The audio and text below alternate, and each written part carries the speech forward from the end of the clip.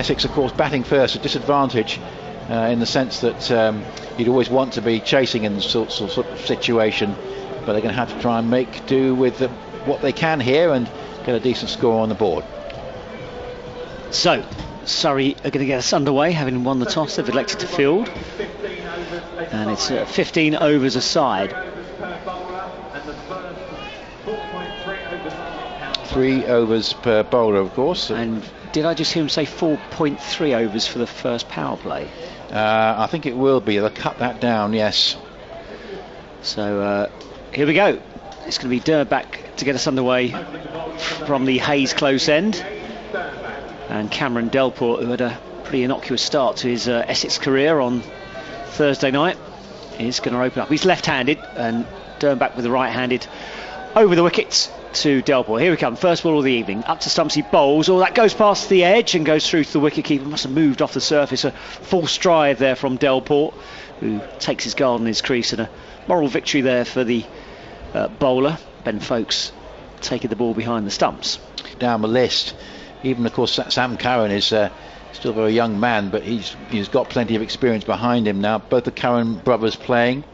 Delporte very experienced himself. And he's in again now. Up to stumps, bowls to Delport, who jabs the ball into the leg side. It's fielded at mid-on, and there's no run. Should quickly run through the Essex side. Delport, Chopra, Wesley, Tenduscarter, Lawrence, Bopara, Wheater, Harmer, Snater, Zampa and Quinn. Same lineup as it was at Lord's last night. For Surrey, Finch, Burns, Jordan Clark, Jacks, Folkes, Sam Curran, Ricky Clark, Tom Curran, Batty, Delporte and Imran Tahir. As Delporte comes in again, light blue shirts Surrey are wearing tonight. Up to the stumps and he bowls. That's flipped away into the leg side. Doesn't get all of it. It just gets away for one run down towards deep backward square leg. 1 to the total. Yes, hopefully from Cameron Delport's point of view, he can make a good impression in front of his home crowd. He didn't quite come off for him last night. Low score and 5 attempts at a catch, putting it down at the 5th time of asking. So he'll want to not have any repeat of that this evening. But he has been signed for the reason that Essex want to bolster their batting and get someone with proven T20 pedigree, which he has, in at the top of the order to join Varun Chopra. Delporte in again. Bowls to Chopra, who comes down the pitch, tries to drive at the ball. It beats the outside edge of the bat, and Delporte's bowling well here under helpful conditions for bowlers. And it's another dot ball. Remember, 15 overs aside for these teams. 4.3 overs is the power play at the start of the game. That means they can have 2 men outside the circle. And at the moment for Chopra, that's a deep square leg. And I think there's going to be a 3rd man down just away beneath the stand in front of us. Everyone else inside the circle. 3 men in the ring on the offside and 3 on the leg side as Delporte bowls, and that's played into the offside. Chopra will run through for a single as the throw comes in. Goes out towards backward point. 1 to the total, 2 for no loss. Varun Chopra on loan with Sussex. Of course, Sussex had no great success during that time, out for a lot of low scores. Varun probably one of the better performing batsmen, although that didn't actually say much. Another Essex player who's been out on loan, Matt Coles, his loan spell has been extended, so he's going to be with Northants for the next month. Delporte in again. Up to stumps, bowls to the left-handed Delport. That's punched into the leg side. He gets a thick inside edge down towards mid-on. Throw comes in, but Chopra's safely home. And it's 3 to the total, end of the first over. Essex at 3 for no loss. Quiet. It's difficult conditions for the batsman. And Essex will be wary there is more rain about, so it's going to be hard to judge this the pace of this first innings. Yeah, the crowd has come back. They sort of went for shelter a little while ago, but it is a sellout tonight. Obviously 1 or 2 people are a bit concerned about the weather, might have returned to their cars, but we are going to see the ground, I think, looking fairly full in the next 10-15 minutes. Just looking elsewhere, and say we're quite lucky to be on the field. They're due to start round about now at the Aegeus Bowl. They've had 1 innings already up at Chester Street. Durham 148 for 4 against Northampton, their 20 overs. But a sad story elsewhere. No result at Cheltenham, match abandoned at New Road, at Leicester and at Headingley. So there's not been a lot of T20 cricket tonight. Even more of a shame the fact that there's going to be a heat wave over the next couple of weeks after this weekend. But here comes Sam Curran, just in time for the Test series that starts next week as Curran left arm over up to stumps. That's down the leg side. That's going to be a wide. Well taken by Folkes. Big sweep at the ball by Delporte. 1 to the total. 4 for no loss. Sam Curran, interesting in terms of his Test future. Of course, he has played for England, but he's a good team balancer in terms of not making the tail too long if he was to play in the England side, potentially as a third seamer, because of course his batting is better than most of the other seam bowlers. Curran running in again to Delporte, the left-hander, and he just clips it into the offside. That'll be a simple single down towards mid-off. 1 to the total. 5 for no loss. Yeah, he played well against the Lions, and did he get a 6 for in the first inning? Yeah, certainly got wicket. I think it was 5 or 6. Yeah. And, he can bat at sort of 7, 8, whatever. Maybe Moeen Ali in the other position, and that gives you quite a strong-looking batting lineup. Well, providing Moeen Ali gets some form. Yes, I mean that's all potential, isn't it? But one imagines he'll keep his place in the side, at least initially, for his bowling as much as anything else. Chopra on strike. Curran continuing the left arm over. There's a slip in as Chopra waits. Curran bowls short, cut away through the offside. That's a lovely drive through the covers and 4 runs. It sat up. It was 2 wide from Curran, and Chopra puts them away in his sleep. 4 to the total. 9 for no loss. Well, of course, he was the talisman of the Essex 50-over performance, such as it was. He was injured for part of it, but he made a tremendous impression, Varun Chopra, opening the batting in the 50-over competition. In the end, partly because of his absence and that of Adam Wheater, Essex got nowhere near qualifying, but he certainly batted extremely well earlier in the season in white ball. Curran going through stretches. That one's punched away through the offside as well. That's 2 full this time. There's a boundary sweeper who scoops that inside, and there'll just be a couple of runs. 11 for no loss. He continues to adjust his shirt here. Curran sweeps his hair forward as well. It's idiosyncratic of Curran, and he'll go through a few more stretches, and he's going through again, trying to get a bit loose in there. Just 15 overs aside, remember, after the delay. So Essex will want to pace the innings accordingly. Chopra on 7. Essex 11 for no loss in the second over. Short again. Oh, that's wide down the leg side. It's a little bit of a iffy start here from England's Sam Curran. Yeah, a couple of over-pitch deliveries and then the wide outside the leg stump. Slightly undone the good work from the first over by Jade Dernbach, who only went for 3. Experienced T20 player Varun Chopra, over 100 appearances in the competition. Just the one slip in now as Curran bowls to Chopra. That's up in the air, and that's sliced down towards short third man, and that's going to be a simple catch, and Chopra trying to hook that all the way into the leg side, gets a top edge and a simple catch down at short third man. Essex lose their first wicket in the second over. Chopra goes for 7, and Essex are 12 for 1. Similar dismissal to last night, actually, playing the aggressive shot. Ball just got a bit big on him, and it's just flown away off the outside edge. Very comfortable take at short third man. So Varun Chopra has gone relatively early. I suppose the evidence of last night, Ryan Tenduskarta's innings, that if he gets to the crease fairly soon, coming in at number 4, he's got a bit of time, even in a 15 over a side game, just to play himself in, which he likes to do. So he could be a key man for Essex again tonight. Tom Westley, due in next, batted very well indeed, and he got 40 last night and got out just when he was really set. So Essex in Westley and Tenduskarta have 2 men who did do well with the bat last night, albeit they were the only 2. Batsman crossed, so Delporte is on strike. Curran reminds me a little bit of the Steve Smith version of a bowler. He's very fidgety before he starts his run up. Steve Smith always fidgeting at the crease for Australia. Curran always adjusting something, stretching, just trying to get himself set. He comes in now, past the umpire, left arm over to the left-handed Delporte, who punches back down the ground, and that's going to be 4 runs. Lovely strike that from Delporte. First one out in the middle of the bat. Well, here's a man who's got tremendous experience in T20. He's played almost 200 games, and he's literally been around the world, number of sides that he's played for. He does have pedigree, the 30-year-old, in this competition, South African.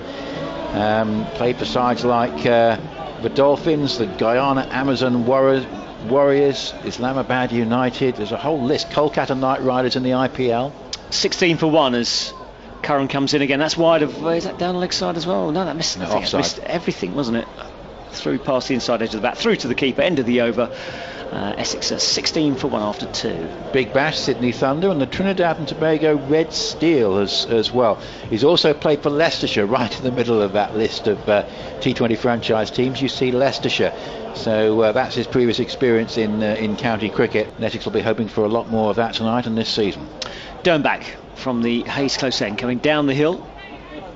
Crowd's still not full yet. That's whipped away through the leg side. That's a lovely shot from Tom Wesley, but it's straight to the man on the bounce down towards deep backward square leg, and it'll just be a single. 17 for 1, and Wesley off the mark straight away. Still dry, so just a threat from the weather, particularly in the next half hour or so, then we may be okay. But I think if we do get a 15 over a side match, that's a lot better than I think most people would have expected at 7 o'clock given the forecast. Slip in for Delporte as Dernbach comes in again. Right arm over to the left-handed Delporte, drives down the ground towards mid-off. It will be a comfortable single. And one more to the total. 18 for 1 in the third over here on BBC Essex. 765 medium wave if you're in the local area, and online obviously bbc.co.uk/sport, and follow the links to the cricket commentaries. And of course via the BBC Sport app, where you can hear the Essex remaining championship games. The next one starting virtually in a month's time at Canterbury. It's going to be a very, very big match. More of which in a second as Dernbach comes in again. That's driven into the offside, not timed by Wesley off the toe end of the bat. Bounces into the ground, into the hands of the man at backward point, who's Aaron Finch. Yes, so it looks like Ravi Bopara is going to miss the last 4 county championship games because he's playing in this Euro T20 league. Yeah, he hasn't played a lot of championship. He hasn't played all the championship games. He's been missing on a few occasions. When he has been in the side, he's tended to do rather well. Essex looking for Rishi Patel to really make a statement when he gets his opportunities to cement that number 5 position. Dernbach in again to Wesley. Takes the pace off the ball, Dernbach, and Wesley can't time it, trying to crunch it away through the offside. He gets a thick bottom edge of the bat into the ground, back to the bowler, and there's no run. 18 for 1. What's this competition called? Euro T20, as opposed to Euro 2020, which is going to be something different. Get the two confused next year. I think was it Glasgow, Amsterdam, Belfast, Edinburgh, and Rotterdam. And Ian Point is coaching one of the sides. As that one's flipped away into the leg side, down towards the boundary. Oh, that's a beautiful shot from Tom Wesley, well timed. There was a fielder no more than 10 yards away at deep backward square leg, but it thundered into the boundary boards, and Wesley gets 4 to his name. 5 to him, 22 for 1. Yeah, it's wonderful placement as much as anything else, because there's a man on the boundary at deep square leg, and he hit it quite hard just in front of that man who had no chance running across in front of the public seats. No chance at all of actually getting to that. That was really well timed and placed. Back it again to Wesley, who clips that way through the leg side again, but that's this time straight to the man at deep backward square, and he's already getting ironic cheers from the crowd. 1 to the total, 23 for 1. Wesley goes to 6. In fact, that's the end of the over. 3 overs gone here on BBC Essex. Yeah, slightly frustrating in the sense that there's some very good weather coming up during the week next week. Essex not playing any cricket until next Friday, when the weather will still be good, and that's going to be an interesting game. The Canterbury one always tends to be one that's worth coming along to or listening to, and that's a Friday night game next week. It's the next Essex game in the T20 in the evening. Essex have got, I think, 3 on Friday, 2 on Wednesday, 1 on Thursday, 1 on Saturday here at the County Ground. Sam Curran, number 58, coming in again. Left arm over from the river end bowls. That's whipped away through the leg side, but again that man at deep backward square is in action. And Wesley moves to 7, 24 for 1. And Curran, bearing in mind that of the injuries to Archer and Wood, may well be employed. Yeah, for England. That's quite possible, because they do have injury problems. James Anderson apparently is recovering well from his injury problems, and Stuart Broad, who might not have been sort of an automatic pick, could well keep his place. Curran in, bowls full, that's punched down the ground. That's a lovely shot. Will it go for 6? I think that does. Oh no, it's 4. Just landed in front of the rope, just out of our sight. It seemed like it might have the carry, but he just dipped at the last minute. And Curran taking some tap, but he has got the wicket of Chopra in his previous over. 28 for 1, and Delporte goes for 12. To 12. Good so far from Delporte, and obviously so much experience we've just mentioned in the T20 competition around the world. And Essex have signed him just for that reason. Someone with proven know-how who can just give a little bit more ballast, if you like, to the top order batting. Curran in, that's down the ground again, that is going to be 6. He's walloped him back over his head, a big shot from Delporte, a sign of intent, and he's going after Sam Curran here. 6 more to the total, 34 for 1, and Delporte goes to 18. Yeah, had a curious debut for Essex last night with that 5 attempts at a juggle catch and out for a single-figured score. But now, in front of his new home crowd, he's had lots of home crowds down the years, just showing what he can do. He's very good clearly with the straight hit. He's very, very powerful down the ground. And Essex, of course, would have looked long and hard at someone to fulfil this role that they've employed Delporte for. And he just looked, on this evidence, certainly the way he's played in this over and in this innings so far, to be perhaps just the man that Essex need to really give some impetus at the top of the order. He's waiting again as Curran comes in, no slips in at the moment as he bowls. This was driven down the ground and just wide of the man at mid-off. It was hit hard by Delporte. It would have interested, I think that's Dernbach at mid-off, but he just swerved away from him at the last minute and it was struck so powerfully it flew down to the boundary rope for 4 runs. Expensive over this one from a Surrey perspective, 22 to Delporte, and it's 38 for 1. Yeah, this is making a bit of a difference and giving Essex quite a fast start now. That was sort of more over mid-off, but he's clearly very strong on the drive and he's playing very powerful strokes down the ground. 4-6-4 over the last 3 balls as Curran comes in again, bowls Yorker, Beeman length this time, and it's punched out into the offside, and it doesn't beat the man at cover, which is Finch, and there's no run. Isn't it strange how the full toss can be the more difficult ball to attack when you're not expecting it, which that one was, after 3 deliveries that were pitched up and dealt with superbly by Cameron Delport. He got the full toss, supposedly the easier one to hit, and can only play it straight to the man. But this has been an expensive over. How many off it so far, David?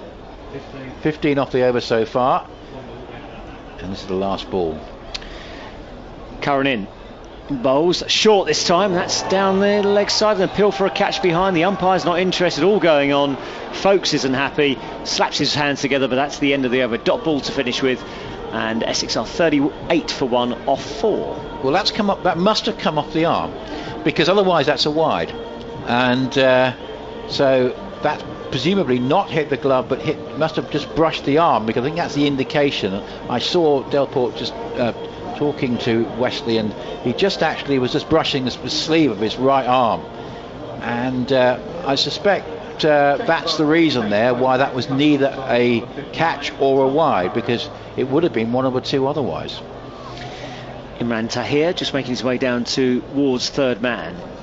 It's going to be Tom Curran now coming in off an arm guard. Yeah, from the Hayes close end, right arm over to the right-handed Wesley, who gets wrapped on the thighs. Right, he's got a run on here that hits the wickets. Appeal for a run out. He's home though. Delport, he was quick.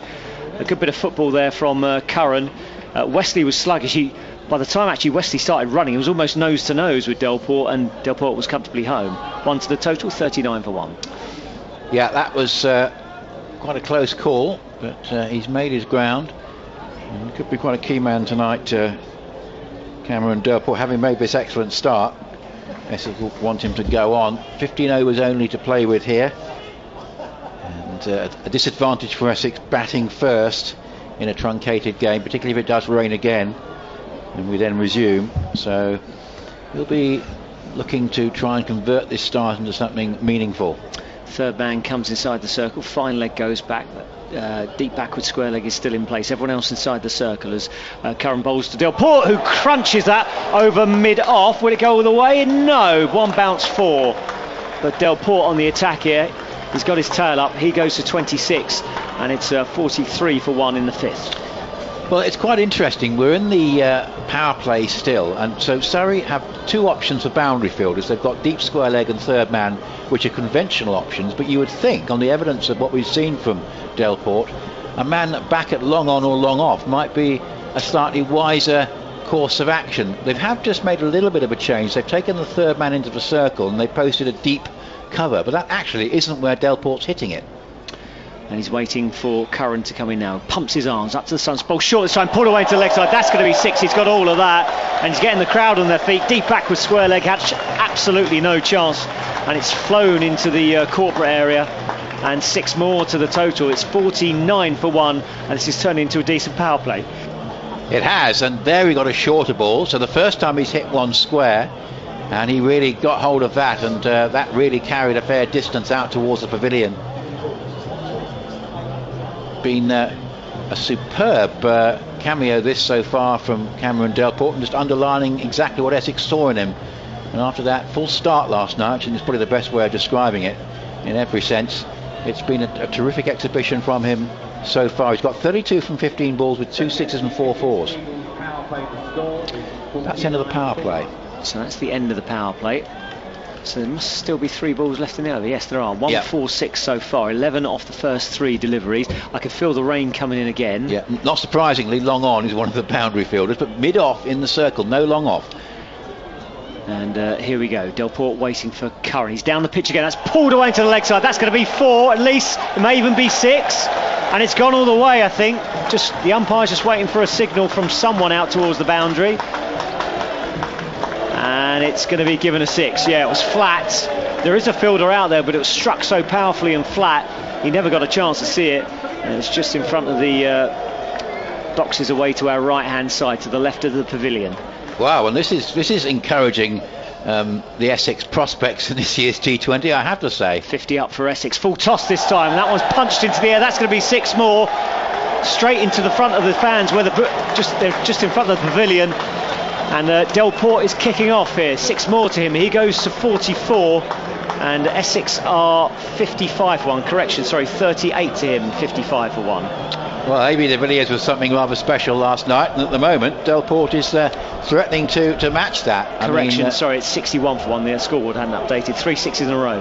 The drizzle, just a little bit of drizzle. It's nothing major, but we did think that there might be a risk of more showers, more drizzle in the next half hour, and just a hint of rain in the air, as David was saying. 44 to Delporte as he waits for Curran. Drive down the ground. This time it's going to be 4 more. It beats the man at mid-off, gave him no chance as well. He's middling everything. Aaron Finch was no more than 2 or 3 yards away from that one. It just screamed past him into the boundary down at long off. And a fine over from an Essex perspective. Partnership is 53 runs, 65 for 1. Delporte's on 48. So how many of that one then, David? And how many of the last 2? 27 off that over, and 15 off the one before. So they've taken 42 off 2 overs. And, well, the useful thing to do in a 15 over a side game when you're not sure what a good score is to make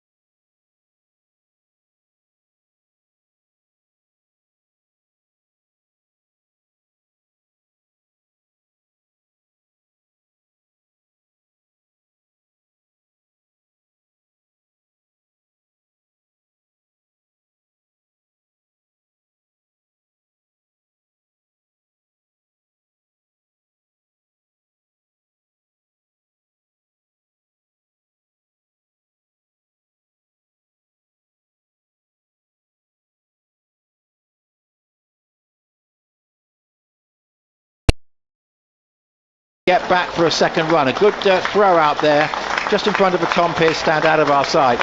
But wow, that is some 50, and there haven't been many quicker 50s, certainly at the top of the order for Essex on this ground.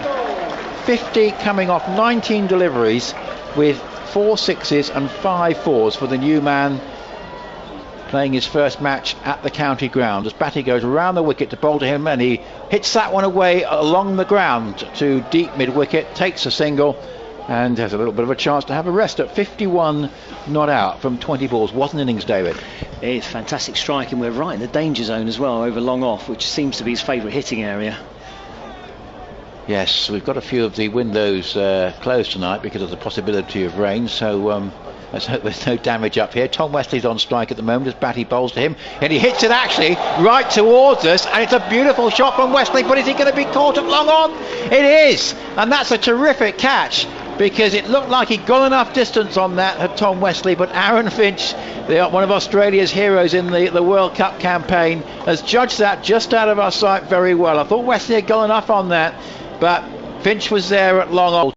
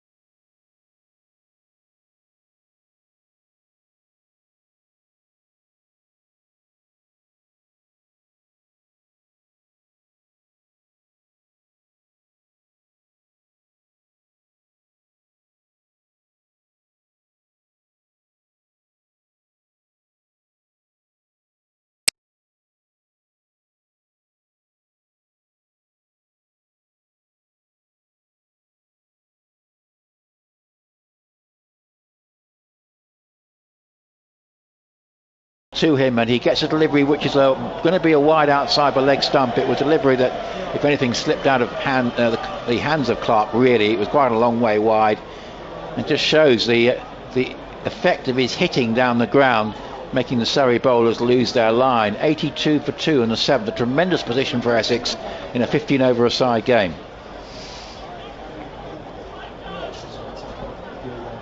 Four wide so far in 7 overs. Yes, quite a few there. So Delporte facing up and getting a delivery which is just back of a length, and it is played away, just pushed into the onside for a single. Out towards Imran Tahir, just happy to rotate the strike. The ball wasn't there for the big hit there, so happy to rotate the strike and give it back to Ryan Tenduscarter. But say if these two were to bat together till the end of the 15 overs, you feel Essex should have a match-winning score. In the 7th over, 82 for 2, and really it's very much down so far to Delporte's 59 from 23 balls. But Tenduscarter playing himself in will get another single, which I say is what you tend to see at this stage of a Tenduscarter innings, rotating the strike, playing it up to long on, keeping the strike on this occasion. The end of Clark's over, it's 83 for 2, and we've got Tenduscarter there on 3, and Delporte on 59, and we've had now the completion of 7 overs. And a new pair of gloves for Delporte as well. A little bit moist out there. Switch a pair of gloves. Dryer. It is 84 for 2. It took a long time for that run to come up on the scoreboard. 4 to Tenduscarter, 84 for 2 at the end of 7. But that's now been updated, and here's Batty. He's going to bowl to Tenduscarter, who comes down the pitch but just checks his shot and gets his 5th single, just playing the ball with no pace away into the offside. In fact, that signal is coming entirely off the pad. He was pushing the ball out, but so Tenduscarter will stay at 4. The umpire signals a leg by. There was no bat onto pad there, it was entirely off the pad. But it does mean that Delporte's back on strike on 59, facing up to Batty and getting a ball which he hits away over cover. It's going to be going out to deep extra. They've got one, I think, of a second. It's not there. The throw comes in. Later in the innings they probably would have gone for a second there, but no particular need to at this junction. 85 for 2, and we're a couple of balls into the 8th over, more or less the halfway mark of this 15 over innings for Essex, and they've done extremely well to this point. 86 for 2 is the score, and this is the halfway point now as this is cut away down towards deep extra cover. They come back for a second run. That's well run. They get there. A sort of flat shot through the offside, but very effective, and a couple more runs for Tenduscarter. 6 from 6 balls. That's his first shot of more than 1. Delporte has got 60 from 25. 88 for 2. Tenduscarter playing himself in. Halfway point of the innings, 88 for 2. He comes down the pitch and plays his big shot, but he's going to be caught at deep mid wicket, I think. Yes, he is. And that's a disappointment for Ryan Tenduscarter, because he was doing what he did last night, playing himself in. That was the first time that he's really gone for the big hit. And unfortunately for him, he's actually picked the man at a deep mid wicket, almost straight into his hands. Will Jacks there, didn't have to move. Very straightforward catch. And that's disappointing from an Essex point of view. Delporte is still there, but Tenduscarter played so well last night, and he started in much the same vein as last night. That was the first really big shot he played, but it wasn't quite the right ball for the stroke, and he wasn't able to get enough on it to clear quite a long boundary out there, and in the end straight to Jacks at deep mid wicket. So 88 for 3. Gareth Batty strikes, and we're in the 8th over. Yeah, just chipping away at this Essex batting line. Importantly for them though, Delporte is still at the crease, and he may well be the difference between the two sides. But well, Aaron Finch, of course, could play a very similar innings later on. 150 maybe minimum from here. They certainly want that. Yeah, and that's a good score off 15 overs, isn't it? Batty's going to bowl to Delporte. Delporte hits it in the air. It's going up towards long on, and again he's got an awful lot on it, enough to go for 6. My first thought was he hadn't hit that one quite as cleanly But the thing about this man, when he hits straight, is it goes further than you think. And he actually got an awful lot of bat on that. It went up a long way. But the critical thing was, unlike Pretender Scott's stroke off the previous ball, it had the distance to go to long on for 6. And he goes now into the 60. 66 from 26 balls. A strike rate of 250. Extraordinary innings from Cameron Delport. And he's getting after the spin of Gareth Batty now in the 8th over at 94 for 3. 6 sixes and 5 fours so far. Well, this is something that's reminiscent of de Villiers last night. In fact, he's actually outscoring de Villiers at this stage. Batty bowls to Delporte. He goes on the reverse sweep. He's in trouble on the LBW here, possibly, but not out. He made a mess of that. The first time he's played an unorthodox shot, going for the reverse sweep. Such a strong player down the ground. He went for the reverse sweep. It would have been a very tame ending if he got out to that. Batty fancied his chances, but the umpire said not out. So 94 for 3 with Delport there on 66 not out, and Dan Lawrence has yet to face, but Essex still in a very strong position at 94 for 3 from 8. Yeah, going well at the moment. Let's see what Lawrence can do as well. Spin from both ends. Imran Tahir coming on from the Hayes close end. Yeah, interesting now. The first time he's played an unorthodox shot, Delport, so strong with his drives down the ground, and it was almost his undoing. So I wonder if he'll be a bit cautious about playing that shot in future. Imran Tahir with a wide approach, bowls his leg breaks, and that's driven up by Dan Lawrence. The first ball that he's faced, did exactly the right thing for the side. He gives a strike to Delport. Now this is going to be a fascinating battle. Imran Tahir with all his experience against Cameron Delport, a South African matchup. We've got long on and long off back. There's 3 men saving the single on the offside, a short fine leg, nobody else saving one on the leg side. As Tahir bowls and he picks this up, hits it out towards deep mid-wicket again. He's got an awful lot on it, and again it goes for 6. My word, he's a clean hitter, this man. Not that much in the shots when you see him play it, but it's just the weight of stroke that he gets, and he's cleaned that out over deep mid-wicket for yet another 6. That is his 7th in this innings, and he's gone to 72, and it's an extraordinary exhibition. 72 from 28 balls. And well, we were singing the praises of AB de Villiers last night, but my word, if Delport makes frequent contributions like this for Essex, they're going to be a force to be reckoned with in this year's T20. And you have to say at the moment, this looks a very astute signing from Essex, as Imran Tahir bowls to Delport, and he hits it off the back foot, cracks it away past cover. There is a man in the deep there, and there's just going to be a single. He goes to 73, and it's 102 for 3, and we're in the 9th over. But my word, this is a tremendous exhibition of clean hitting, and every time you think he hasn't quite got enough, you find he hit it a bit more cleanly than you think. And that one to quite a long boundary at deep mid-wicket with a tremendous shot. Here is Lawrence on strike, and Lawrence picks this up. That's a terrific shot from Dan Lawrence. That's going, I think, for another 6 straight down the ground.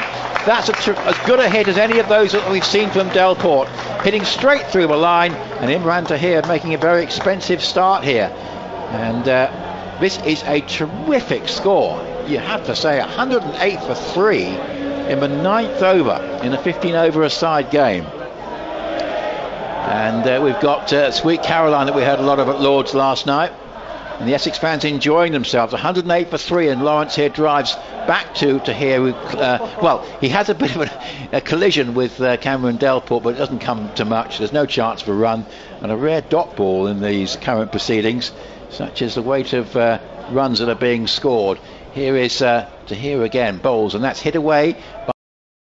Generally speaking, they might want to try and restrict his options of driving as Batty bowls, and he picks this one up and hits it away out towards deep square leg. It's going to be his 9th 6, I think, and it is.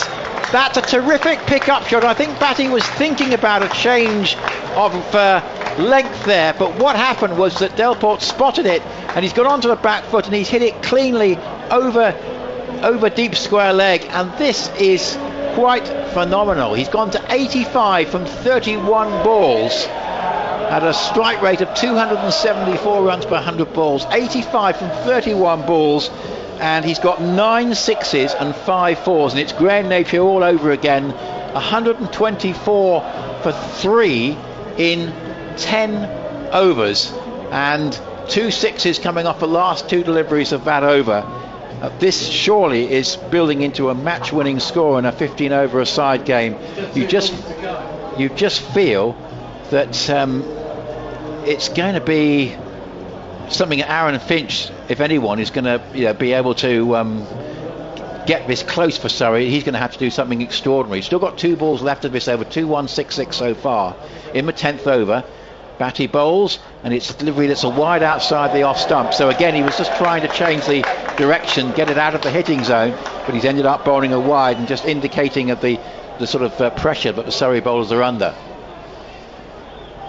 So still in the 10th over, 124 for 3. Batty bowls, and he hits this one away. This, I think, is a 10th 6.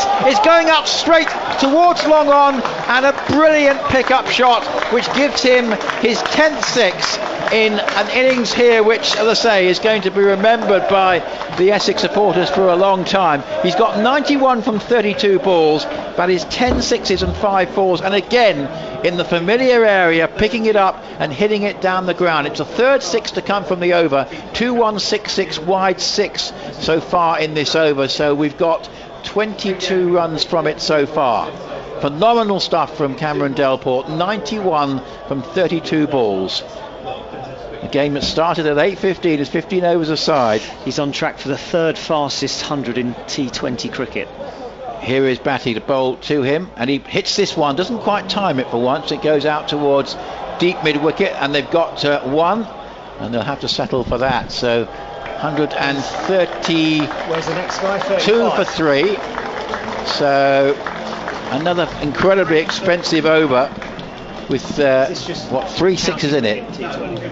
And we're looking at the records of basically fastest hundreds, and this is going to certainly be one of the quickest, not quite the quickest we think, but one of them. 92 not out, 11 to Lawrence, 132 for 3 with 5 overs to go. So he's not quite got the 30. So the quickest is 30. This right. Is ever.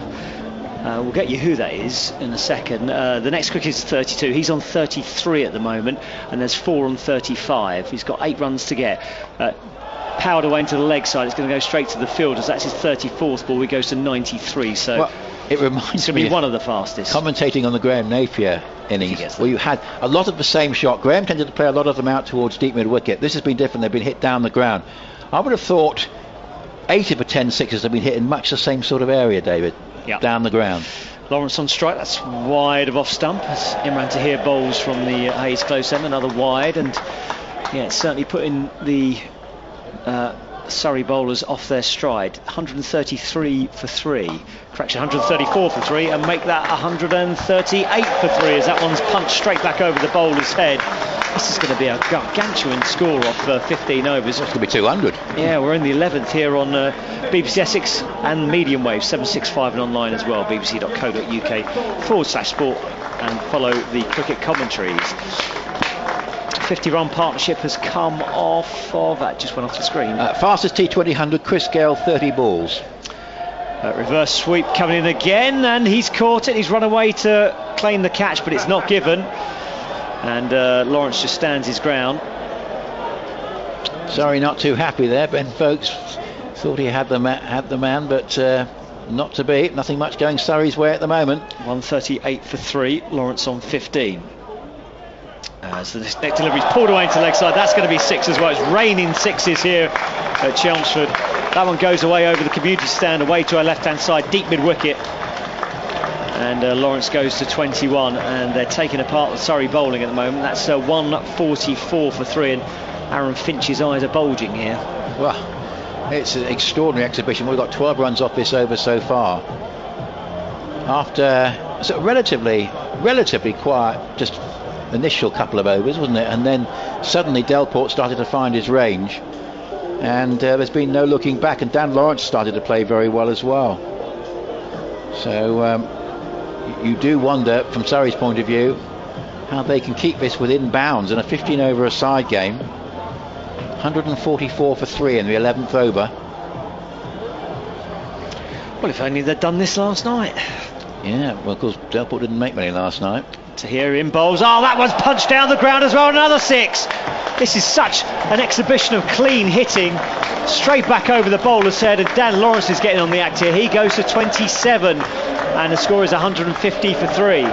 Yep, Dan Lawrence very much getting in on the act, and clearly the spinner's struggling with a damp ball. And Tahir and Batty not able to exert any real control here for Surrey. And 150 up in the 11th over, and so far we've got 18 in this over, including the wide. I think we're on to our third new ball now, fourth maybe. Absolutely extraordinary. So the last 50 came off 2.4 overs. That's pretty good. You won't get many like that. Tahir into Lawrence, who's going to swing away again. That's another 6 over straightest mid-wicket, and we might need another ball as Surrey bowlers are being taken to task here, and Lawrence and Delporte, who's given Lawrence the lead, and Lawrence has taken it by the scruff of the neck. That's a superb shot, and again another exhibition of clean hitting from the young Essex man. 156 for 3 after 11. Wow. So still 4 overs to go, and Essex, well, they could get over 200. I mean, they probably will actually. If you think there's still a third of their innings to go and they've got 150, they'll be thinking if these two can stay together, and Lawrence is hitting it very, very cleanly. Another 75 maybe, that's the going rate, isn't it? The actual scoring rate. They could get it up to something which is surely going to be out of Surrey's reach in a 15 over a side game. Well, Tom Curran put a bit of pace on the ball. He's coming in from the river end. He's up to stumps now, right arm over. Oh, that's a bigger swing and a miss. And Delporte just lost a bit of timing in his last 2 or 3 deliveries. Yeah, perhaps the last 2 or 3 deliveries. Yeah, 93, 35 balls. 35 balls, by the way, is the fastest T20 century in international cricket. That's David Miller for South Africa and Rohit Sharma. So this in domestic cricket, 30 ball Chris Gale is the fastest we can find. Curran in again, number 59 is back, bowls, that's flicked away down the leg side and over the man at short fine leg for 4 runs, just got enough of it, and Delporte goes to 97 off 36 deliveries, and they will let us know how far down the list that is. And then the next thing would be the fastest in the T20 blast, which of course with Chris Gale that wasn't in the T20 blast, so couldn't find anything on that. So if he gets his 100 off this delivery, it'll be the joint 3rd fastest in England T20 blast. 37 balls, yeah. So 97 to Delporte. He's on strike. Curran coming in from the river end. He's up to the stumps now, and he bowls to Delporte, who swings and misses, and that goes through to Ben Folkes. He hasn't done that very often, has he? No. 97 from 37 balls with 10 sixes. And Lawrence is no slouch, 33 off 11. Absolutely. Lawrence has done a very good job, and in fact really took on Imran Tahir in that last over just to consolidate the work of Delporte. 160 for 3 in the 12th over here on BBC Essex. Remember, it's a 15 over game as well. Aside, short delivery pulled away through the leg side. Is that flat 6? Is that flat 6? It is! Oh, what a shot that was to bring up his 100. A flat 6 just behind backward square on the leg side, and Delporte goes there in style. 166 for 3, and Delporte's on 103 off 38 deliveries. 4th fastest in Britain. Goodness me, what an innings that has been, and that was an extravagant shot to bring up the 100, wasn't it? A straight flat 6 over deep backward square leg. Phenomenal innings, and as I say, those who were here for the Graham Napier innings will be making comparisons. It's been quite astonishing. 103 off 38 deliveries as Curran comes in again to Delporte. He's going to swing away again, pulled away to the leg side. There's a chase on here, there's going to be 4 more! And it is reminiscent of that fantastic evening where Graham Napier smashed his 150. Well, the Essex fans will be thinking that what a good job we had a game here, because for a while this evening we thought we might have none. 107 to Delporte off 39 deliveries. It's 170 for 3. Oh, good lord, there's still 3 overs left off these next deliveries. Curran comes in short again, and a swing and a miss, slower delivery. Yeah, good ball that. And you could say there haven't been enough variation from Surrey. but they have been overwhelmed really by this onslaught. 49 for the over, and Essex are 173 after 12.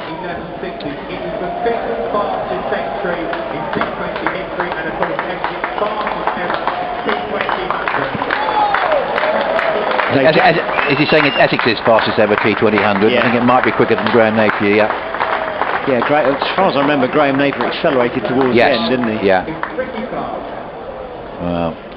So Ricky Clark taking over from the Hayes close end. Right arm over to Lawrence, and he bowls now. It's a full toss, pulled away to leg side. That should be 6.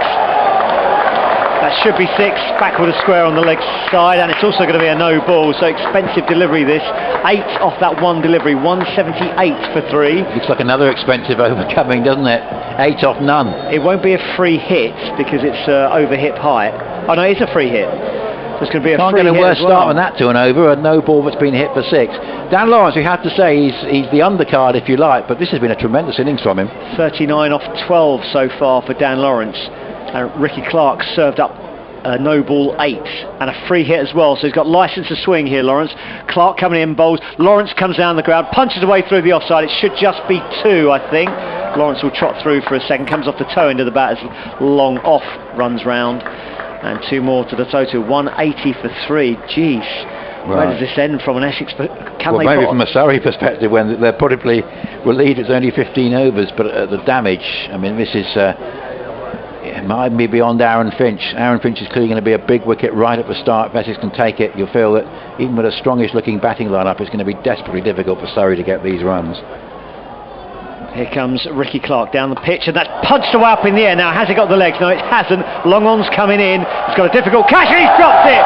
He showed it, could feel the pressure. I think that's Sam Curran in coming from Long on, hugging there a long time. The crowd wound him up, and it's going to be one of those evenings from a Surrey point of view. Well, up to that point, I'd just been thinking that the Surrey fielding had managed to hold together, and you know, with the pressure of this onslaught, and when the catching chances had come, they'd taken them. And that's perhaps the first sign of the overall pressure being exerted by these two just having an effect. Relatively straightforward, that. So it brings Delporte onto strike. Right arm round for Clark. Delporte pulls away into the leg side down the ground. It's go towards Long on for a single. And the crowd are involved now, and that's not what you want when you come down to Essex, because they're really close in, right on top of the fielders, especially those down on the boundary ropes. Well, it's been a fortress in the Championship. 6 wins out of 6. Disappointing night for Essex last night on the road, but my word, they've taken their Championship form into tonight in a completely different way, of course, but what a performance this has been. As Clark comes in again from the Hayes close end. That's down the leg side. Oh, it's a good stop. Another no ball. And another no ball as well. So a free hit, 2 runs because they run a single as well. And it's going to be a wide. So the score is going to go to 185 for 3. So, wow, I mean, this is going to be, what, an 8-ball over? It's not, apart from the 6, it's not been too damaging so far, but it could end up being that way. Chastening experience for Surrey, really is. Wait for the scoreboard to update. I don't think that's right, is it, Dave? 182 for 3 it's saying at the moment. Clark comes in again. Delporte steps to the leg side, takes a big swing and a miss, and it just drops down to the offside, a single.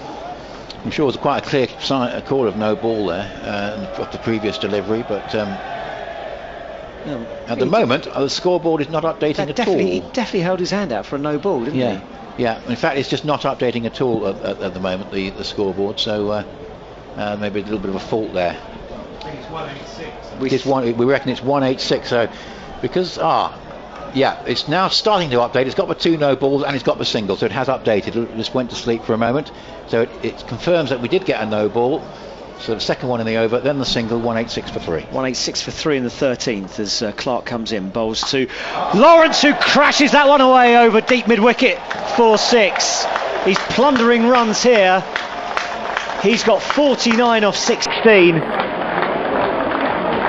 And as much as Delporte's having a devastating effect down one end, Lawrence has come in and punched the ball to all corners of the field, and it's 104 runs off 33 balls this partnership. Yeah, absolutely astonishing, and the strike rates are interesting because Lawrence has overtaken Delporte's strike rate. Delporte 257, Lawrence 306 runs per 100 balls. Clark coming in again to Lawrence, who backs away and cuts this one down towards deep point for a single. That's a good Yorker length delivery.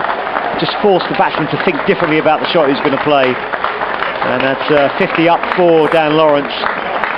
50 off 17 deliveries. He gets a standing ovation as well. Well, the funny thing is, David, last night the Essex batting was a two-man show, Tender Scarter and Wesley, and nobody else really got any. It has been again tonight, but this time you feel that the result should be very different, because this is a tremendous score in the 13th over. Remember, it's only 15 overs aside, but 192 for 3 is a sort of score. But if Essex had had 20 overs tonight and they'd been offered that at the start, they'd have probably taken. Yeah, so still got, amazingly, still got 2 overs left.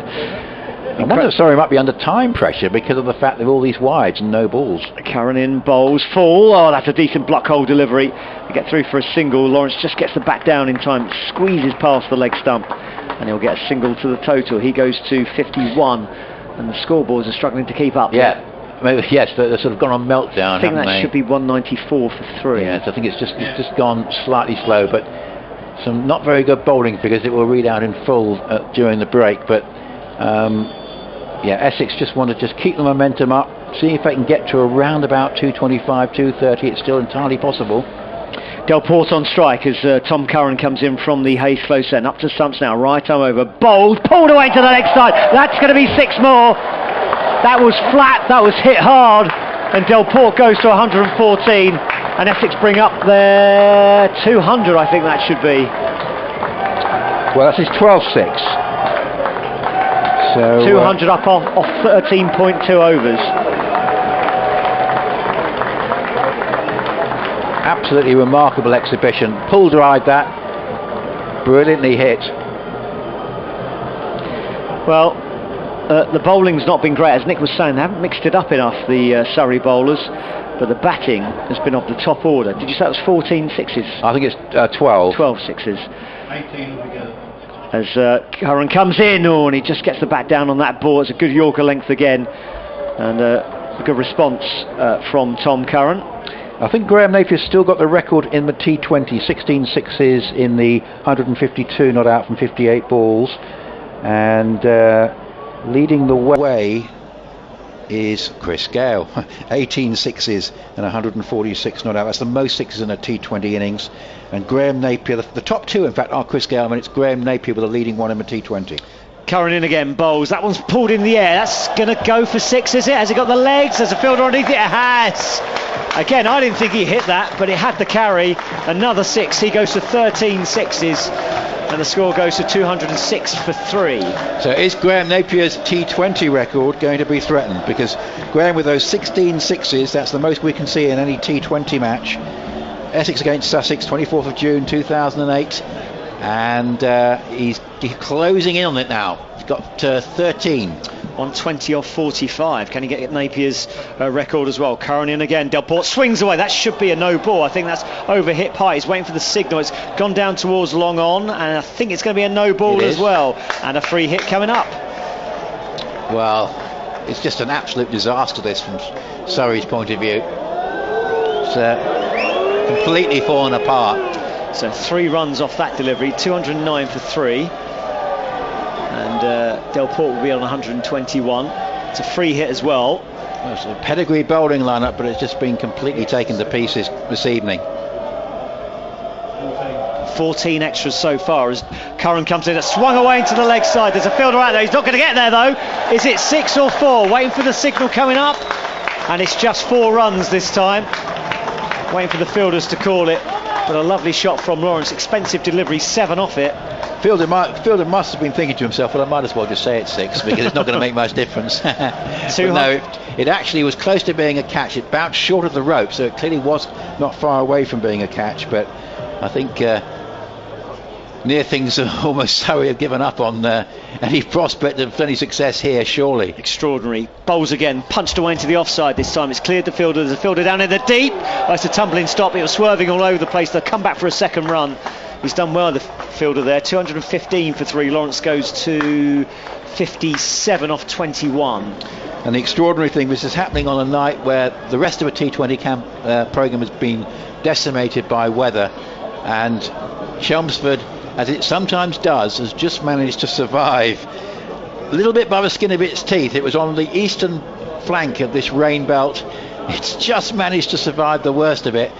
The forecast is conditions better later in the evening, and it looks a bit clearer, David, doesn't it? So I think hopefully we are going to see a full game now. Yeah, it certainly does. Of course, Essex will be very keen to have 5 overs of the Surrey innings in this situation, of 215 for 3 with an over to go. Yeah, we're going to get close towards the 11 o'clock finish, aren't we? Once they've had their lunch break and the tea break. Here comes 13 sixes. Last over, Dernbach in towards Delporte, who pulls it away to the leg side. That should be 6 more. Yes, it is. It clears the fielder out towards the boxes away to our right hand side. Deep mid wicket was there, but was never going to get there. And 6 more. Delporte goes to 127. It's 221 for 3. Extraordinary in the 15th over here on BBC Essex. Well, if anyone's going to sort of break these records, it's going to be somebody batting in the top 3. But remember, this is a 15 over a side match. Just imagine if you had another 5 overs to go.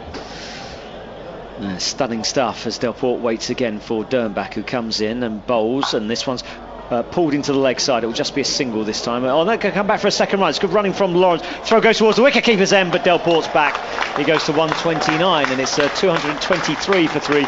Excellent running, and Lawrence gives his batting partner a clap with his bat there, and he'll want Delporte to as much as the strike as possible. 4 legitimate deliveries left. They'll be looking, scouring through the record books now. It's got to be the most runs off 15 overs in a T20 competition. Probably surely. Quite a hard record to find that. As Dernbach comes in again to Delporte. Full toss, punched away up in the air, and the fielder's interested down at long on, and he's going to take the catch, and Delporte perishes on 129. Excellent innings from Delporte. 129 48, and he's going to get a standing ovation from the Essex crowd. Just for once, he's hit a straight one down the ground and hasn't got enough on it. Just for once. Well, I think everyone is on their feet here, David, looking around the ground. Sometimes you get standing ovations and people think, oh, well, let the others applaud. But everyone who can has got on their feet here. And that is the way to start in front of your new home crowd, as he jogs off and gets a rapturous ovation. Take a bow, Cameron Delport, if you've got the energy. He'll be back out on the field to field shortly. That's a wicket and a dot ball for Surrey. 223 for 4. 3 legitimate deliveries left. It's Lawrence on strike. Bopara at the non-striker's end as Lawrence comes outside off stump. He misses out entirely, so it's going to be another dot ball. It's been a fine effort from Lawrence as well. He's going to, he has been slightly overshadowed, but in any normal situation, we'd be very much giving Lawrence as the headline act. 14 sixes included in that 129. In the end, not that many 4s in comparison, because most of the big shots went for 6. Very, very strong down the ground, but also showed a full repertoire as innings went on. Penultimate delivery of the innings as Dernbach comes in. Another full toss off the toe end of the bat, goes down towards long on. So Bopara is going to see 1 delivery. 129 from 49 balls, 7 4s and 14 6s, and strike rate of 263 runs per 100 balls. And Lawrence has almost matched it. He's just fallen behind slightly by just taking a single there, but Lawrence, in terms of strike rate, has been very, very close to Delport. Well, I think we can safely assume that Ravi's going to swing at this one. Nothing to lose as Dernbach comes in. Bopara on strike, up to the stumps now, and he bowls, and that's wide of off stump. That's going to be given a wide, so he's going to get one more chance at it. 224 for 4. Well, Ravi likes time to play himself in. He had a wide to play himself in there. So 14 sixes.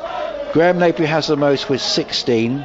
Chris Gale, Somerset Kent, this is in domestic T20, has 15. And I reckon he's third in that list of T20 blast, most sixes in an innings. Dern back in again from the Hayes close end, bowls full toss, and Bapara misses out, and that's gone down towards Folks, who'll run the ball back and they'll get a single.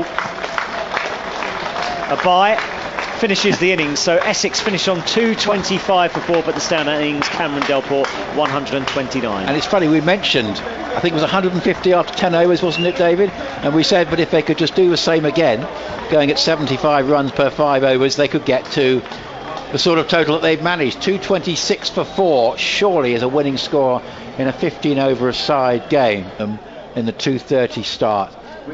Where Glamorgan were 96 for 8 when the rain came, so Gloucestershire would have been a bit frustrated. Well, Surrey now, what a task confronts them. They've got Will Jacks opening with Aaron Finch, but surely Essex have just got to bowl to a plan here, and you feel if they can get Finch early, the asking rate is going to be just something that is quickly going to become impossible. But Surrey will feel they're still in this game, albeit by a slender margin at this stage, but to have to score at 15 and over from the outset, you feel Essex are going to have to bowl poorly for Surrey to get anywhere close. This should be a night when Essex really get their T20 campaign going, having lost last night in the end quite a heavy defeat against Middlesex, but up against the other London side tonight, and really coming up trumps. Well, that should be on their mind as well. With such a big score, they should be trying to win heavily against Surrey tonight, trying to claw back what they lost last night. Aaron Finch will not take strike. It will be Will Jacks, and he's going to face the opening over, which sees a stroke a lot through the covers, and it's Snater who's opened the bowling, and there's going to be a 4 off the first ball. It's obviously a very good pitch, this. That one went all the way to the boundary. Essex have only got 2 fielders. Once that got through the offside infield, there was a fair chance. It actually got past Delporte.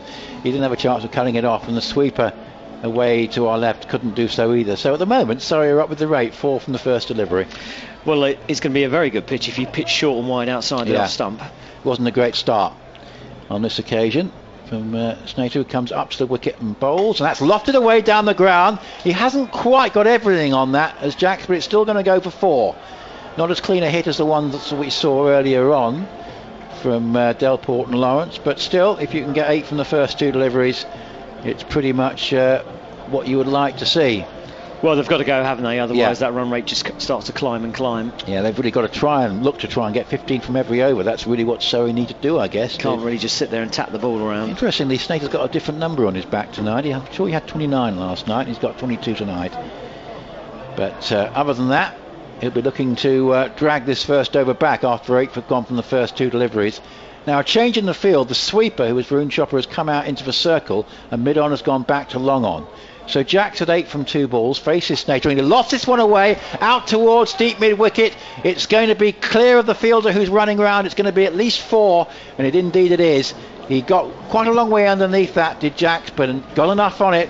And the other boundary fielder, other than the long on, was at deep square leg. He had to run round, but couldn't stop that. So, if you've got to face 227 in 15 overs, being 12 without loss after 3 balls, you can say that you're on target at this stage. And Aaron Finch hasn't faced a ball yet. Will Jacks is doing the job against Snater, who comes up to bowl from the river end, and that's driven away. Nice looking shot, goes away to the cover boundary for the 4th 4 in the over. Well, Surrey must have been thinking in that dressing room, what are we going to do about this? And if they were talking about it as a team, I'm sure somebody came up with, let's try and get more than 15 off each over during the power play. If we can do that, it might just make it a bit easier. And they've actually got the rate they need from the first 4 deliveries. But will Essex bowl with some same number of wides and no balls as Surrey bowled, which really let them down? Here's Snater, the 5th ball, bowls to Jacks. Jacks hits it away. This will only be a single out towards deep square leg, and Aaron Finch is going to take the strike. Now, Snater, which has been a mini disaster this over, he's gone for 4 4s and a single, but if he can get Aaron Finch out first ball, it becomes perhaps the best over he's ever bowled for Essex. Yes, it's been a bit loose, isn't it? Given Jacks way too much width to play with, and he's got to keep it tight here against Aaron Finch. Probably the premier opening T20 one-day batsman in the world at the moment. Yeah, I think so, yeah. I mean, obviously had a terrific record in the World Cup. So this is his first ball. Snater is bowling to him, and he clips it away nicely past the square leg umpire. There's going to be probably two here. It's being chased round towards the boundary. They've got to. It will be stopped. They think of a third decide against it. So you've got to get 15 and over.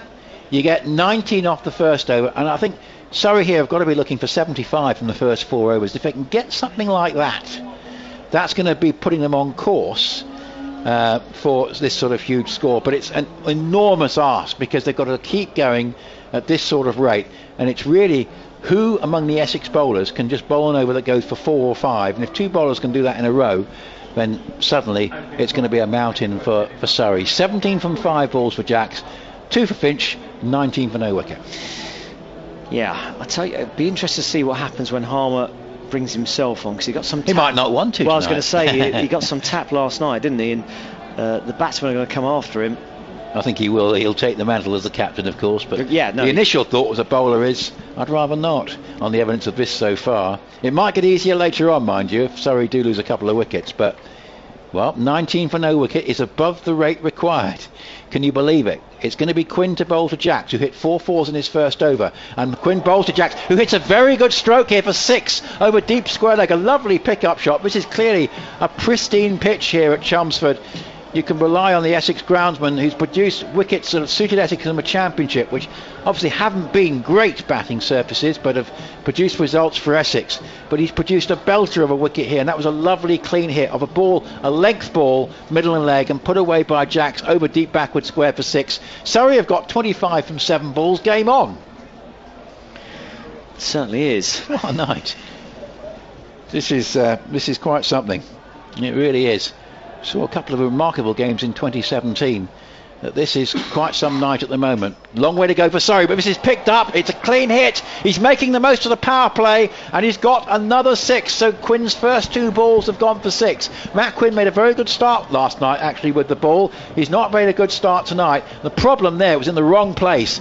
There is a man at deep square leg, but he's bowling a bit leg side here, David, and Jacks is just allowing the ball to just come off the middle of the bat and finding the boundary a long way away from that solitary fielder. And Surrey have 31 from 8 balls, and what an extraordinary night this is turning out to be, as Quinn bowls and he hits this away, and it's a big hit, but it's going up towards long on. It could be a catch here, and it's taken. In fact, it's gone to mid-wicket and taken. Well, he got far too far underneath it, mid-wicket in the end, coming round to take the catch. And Jacks' explosive innings with 4 fours in his first over, 2 sixes in a row. Quinn bowled a much better delivery there. He tried to actually pick that up and hit it over long on, but he got far too far underneath it. And in the end, Bopara was there running round at mid-wicket. In fact, he made very little distance at all on that. Long on hardly had to move, because mid-wicket was there, Bopara, to move across to take the catch. And it is 31 for 1. We've had 9 deliveries, and this extraordinary night continues. Surrey 196 to win. In the second over, they are 31 for 1. It's almost unbelievable. Yeah, 29 off 8 for Will Jacks, always heading in the wrong direction as well, and they've pushed Sam Curran up the order as well. So they're looking for pinch hitters to get them well ahead of the rate before the fielding restrictions are relaxed. So Finch now on strike because the batsman crossed while the ball was in the air. So we've got 31 from 9 deliveries. This over so far, 6-6 wicket. Quite a good one by the standards of tonight. Quinn, can he get further success here against Finch, who's only faced the 1 ball so far? 31 for 1. Jack's an extraordinary cameo, but he's now gone. 29 from just 8 deliveries. And now it's going to be Quinn to bowl to Finch. And Finch this time just plays a quite orthodox stroke out towards mid-wicket. And there's a quick single here. He's always going to get in for that mid-wicket, picking up and throwing Bopara, but he wasn't going to run Finch out there. Finch was down the non-striker's end quickly. And Finch, you feel, 3 from 2 balls, probably knows he's got to beat there through most of his innings and doesn't want to give it away early. Curran takes a strike. It's 32 for 1, and we've had 10 deliveries, and the target is 227 in 15 overs, and it's 32 for 1 after 10 balls. Well, Essex still firm favourites. They'll feel better once Finch is out, but this is turning into an extraordinary night at the county ground in a 15 over a side game that started at 8:15. So Sam Curran on strike with a ring of 7, saving 1 in the power play, and here he gets a delivery which is going to be caught behind, I think. Yes, he went to try to pick that up and hit it away over square leg, but what he did, it might have come off the glove or the top of the bat, it's gone through to Wheater, and Sam Curran has gone straight away. And suddenly, with Curran out first ball and Finch 3 not out, Surrey are 32 for 2 after 11 deliveries. And Quinn's pour over initially, 2 sixes in a row, he's suddenly set up for possibly 3 wickets in the over. He's got 2. I think we've still got a ball to go, haven't we, David? So what an extraordinary over. 2 sixes and 2 wickets in the over. It's 32 for 2 after 11 balls, and Curran has gone first ball. Going for the pick-up shot over square leg, probably gloving it or high on the bat. Not much of a deflection, and Wheater took the catch. Yeah, just stepped too far across the stumps, but that's the pressure of the situation, right? They've got so many runs to keep ahead of that they've got to go for pretty much everything. Finch has been the most becalmed of all the batsmen so far, but he's going to have to start going soon. Would need some of the strike, I guess. But Ben Folkes is a high-class player. How will he approach this, Ben Folkes? I wonder. Here he is facing Quinn. An extraordinary over from Matt Quinn. He comes up to bowl, and this is lofted away down the ground. It clears mid-off. It's going to go to long on, it's caught! Goodness me! 2 sixes and 3 wickets in the over, and another man goes first ball. What an extraordinary over this has been. It's gone up towards long on and running across in front of the black side screen at the Hayes close end. That has been taken, and that is Folkes out first ball. So what an extraordinary over from Matt Quinn. Have you ever seen anything like that? Has anybody ever gone for 2 sixes and taken 3 wickets in an over? It hasn't happened that often. But suddenly, with Finch, to remember, 3 not out, Surrey are 32 for 3 after 2 overs. And Quinn will be on a hat-trick in his next over. And he's taken 3 and 4 balls. The intervening delivery was the single for Finch. So 6-6, wicket 1, wicket. Well, and well done, Matt Quinn. Well, I can tell you that Finch wasn't happy with Folkes there. He just held out his hands to him and said, "What are you doing?" He just lost a couple of quick wickets. Yeah.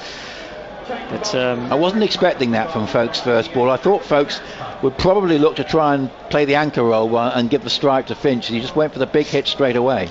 Ironically, they're still ahead of the rate. They are, but they've lost 3 wickets now. They're sort of bang on target at 32, but 3 wickets down is the problem. The target 227 in 15 overs.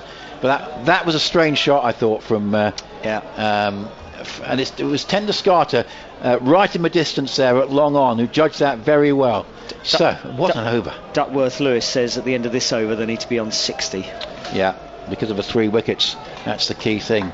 So it's now going to be the start of Zampa, and he comes into bowl, and that's driven up towards cover, and we've got a dot ball as Ricky Clark plays it straight to cover. So Ricky Clark, the next option to try and get these runs quickly. We've not seen Rory Burns, perhaps that's only to be expected. Jordan Clark's also in the lineup, but Ricky Clark is the next man to have a go, and a rare dot ball as Zampa bowls, and this is a delivery which Clark plays and misses at, and Wheater whips off the bails for the stumping, but tremendous damage done for Surrey there. When you look down the list, actually, other than Finch, yeah, they've got some good strikers there, but perhaps it's not the most intimidating lineup beyond Finch. And now they've got a real problem as Clark goes onto the back foot and cracks that straight to backward point, and there's no run. And suddenly, amidst all the mayhem, Adam Zampa's come on and he's bowled 3 dot balls, which I don't think he managed to string that together last night against Wheater and Milan. 32 for 3 in a game where they need 227 in 15 overs, and he bowls, and this is an attempt to crack it away off the back. We're not going to see a maiden, are we? Attempt to crack it away off the back foot there by Clark. Finch has only faced 2 balls. Aaron Finch, the Australian opener, has faced 2 balls so far. 32 for 3 in the third. Zampa bowls to Clark, and Clark plays it away, and it goes back to Zampa on the bounce. Well, he's 1 ball short of a maiden. This is going to be the biggest cheer of the night if this is a dot ball. Wow. So we had 19 off the first over, then we had 13 and 3 wickets in the second, and Who would have thought a maiden possibly? He's bowling to Clark, so he don't want a single here. It's hit away. Yeah, caught at cover, and it's a wicket maiden. It's even better from an Essex point of view. And it's Tom Wesley at cover, and what an over from Zampa. Finch become frustrated. He's faced 2 balls for 3 runs. It's a great Australian T20 opener, while the others have thrown their wicket away. And we mentioned that the Surrey batting lineup, yeah, there's some good strikers there, but Finch is the main man. He hasn't had any of the strike, and the rest have not really been able to make, after Jax's cameo, to be able to really string much together between them. Who would have predicted a wicket maiden at this stage of proceedings? 32 for 4 after 3 overs, and this is turning into one of the great nights for Essex in T20. Well, that was just incredible. Sorry, I lost my call there. That was just incredible. I just wanted to see a maiden over, but to get the wicket as well was just incredible. So we've now got, well, Burns hasn't come in yet. We've got Tom Curran. It might be Burns is the one who has some effect. The England opener being held back. And Aaron Finch has got the strike. He's only faced 2 deliveries. Matt Quinn, 3 wickets his last over. Hat-trick ball, he bowls. It's driven away on the bounce and fielded by Quinn on the follow-through. Well, I'll tell you what, if he got Finch out with a hat-trick ball, that would have been something else. But that last over from Quinn, 6-6, wicket 1, wicket. And what was turning into a disastrous over turned into one of his best ever for Essex in T20, Matt Quinn. Well, a night here at Chelmsford, and a game that started at 8:15. We're in the 5th over. It's 32 for 4.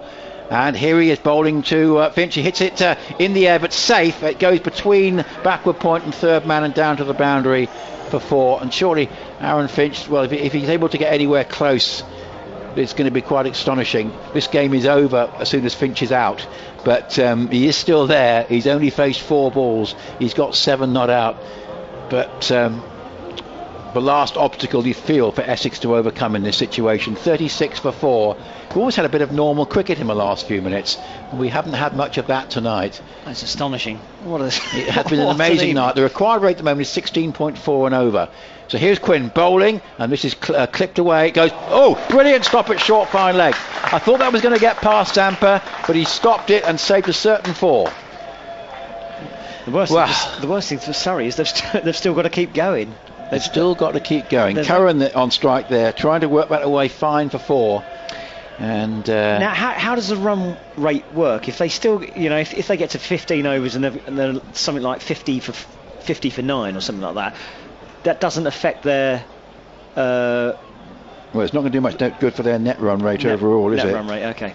So anyway, Finch has gone to 8. Curran, because wasn't that the complaint during the World Cup where India didn't bother really going for the total? That was to do with basically, I think, protecting their net run rate to make sure that they qualified. 37 for 4. So it's Curran on strike. He picks this up, slices it away over third man for 4. Complete miscue. He was trying to hit it over short mid wicket for 4 or 6. It went in the exact opposite direction for 4. 41 for 4, and Tom Curran, who is a good striker, has got off the mark, but not entirely what he was looking for.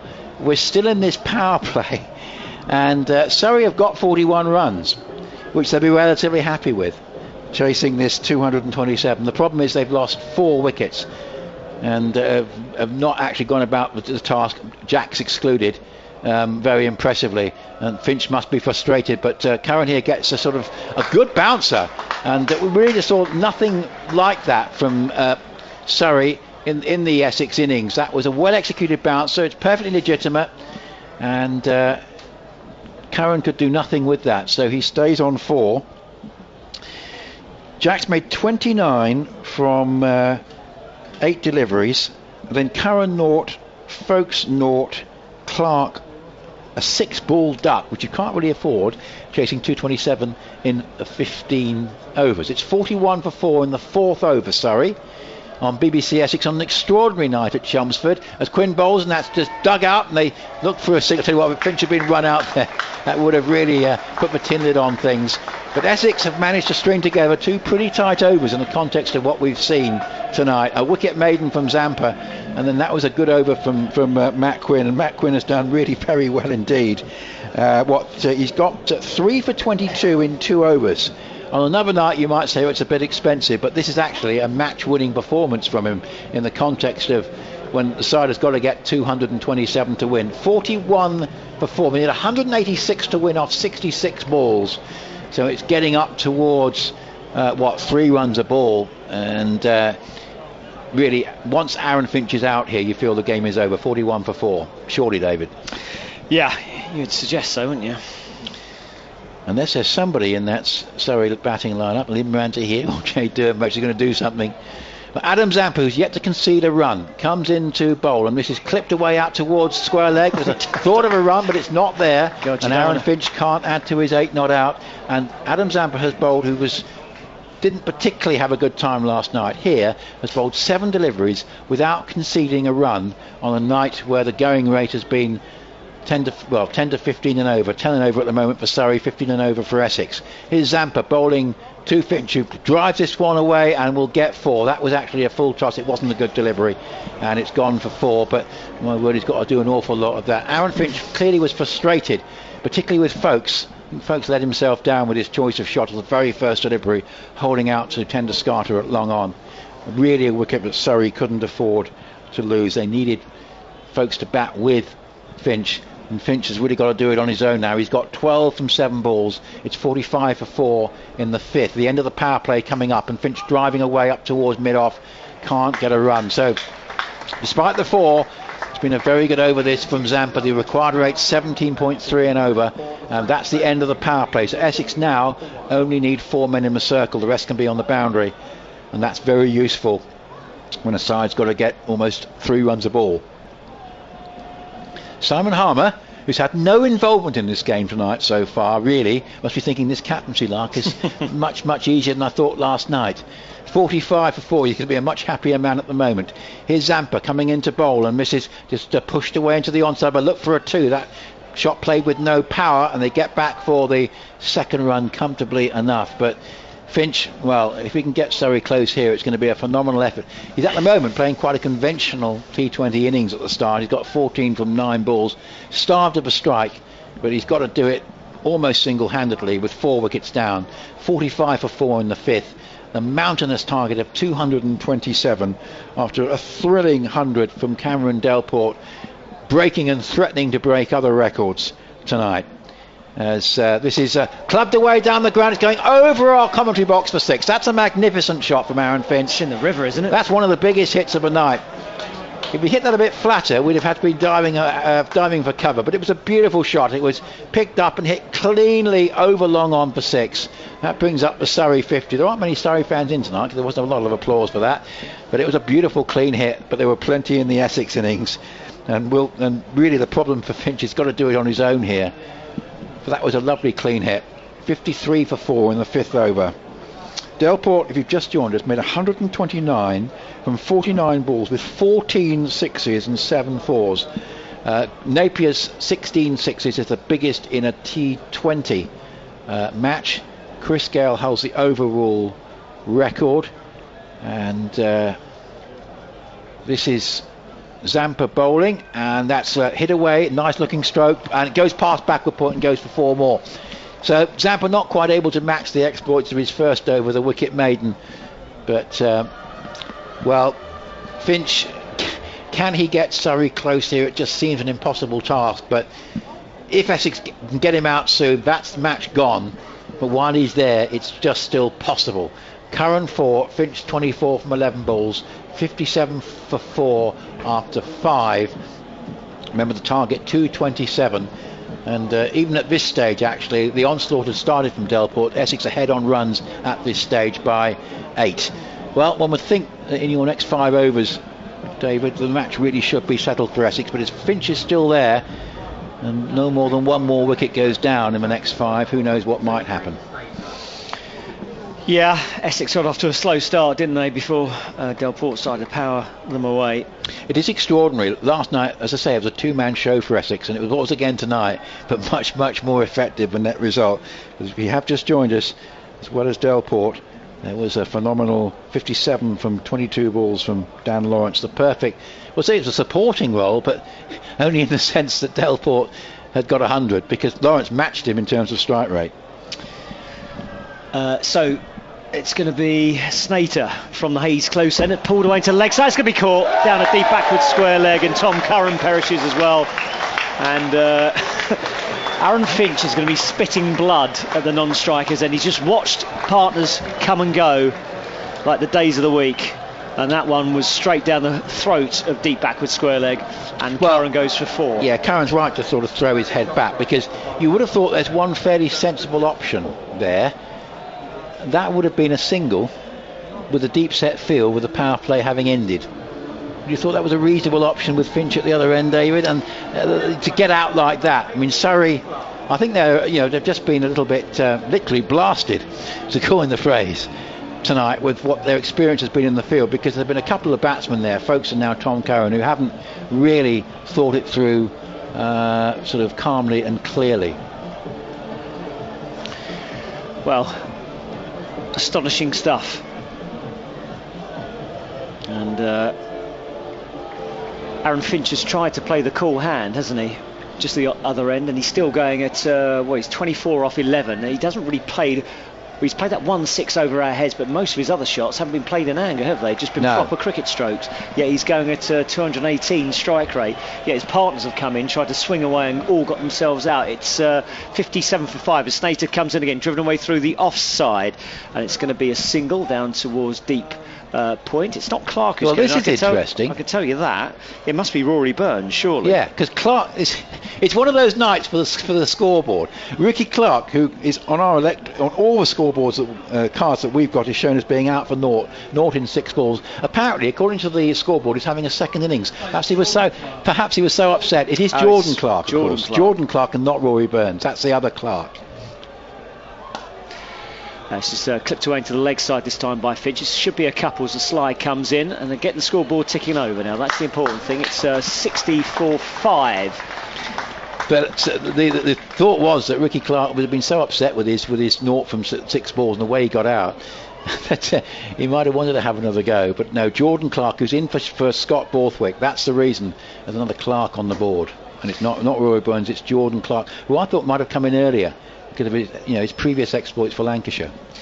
As Snater comes in again, bowls 4. That's pulled away into the leg side. That's going to be 4 or 6. Waiting for the signal. It's going to be a flat 6 into the leg side, and the score goes to 66 for 5. And maybe Finch has still got something to say about this, but a long way to go. We're in the 6th over here on BBC Essex. 32 from 13.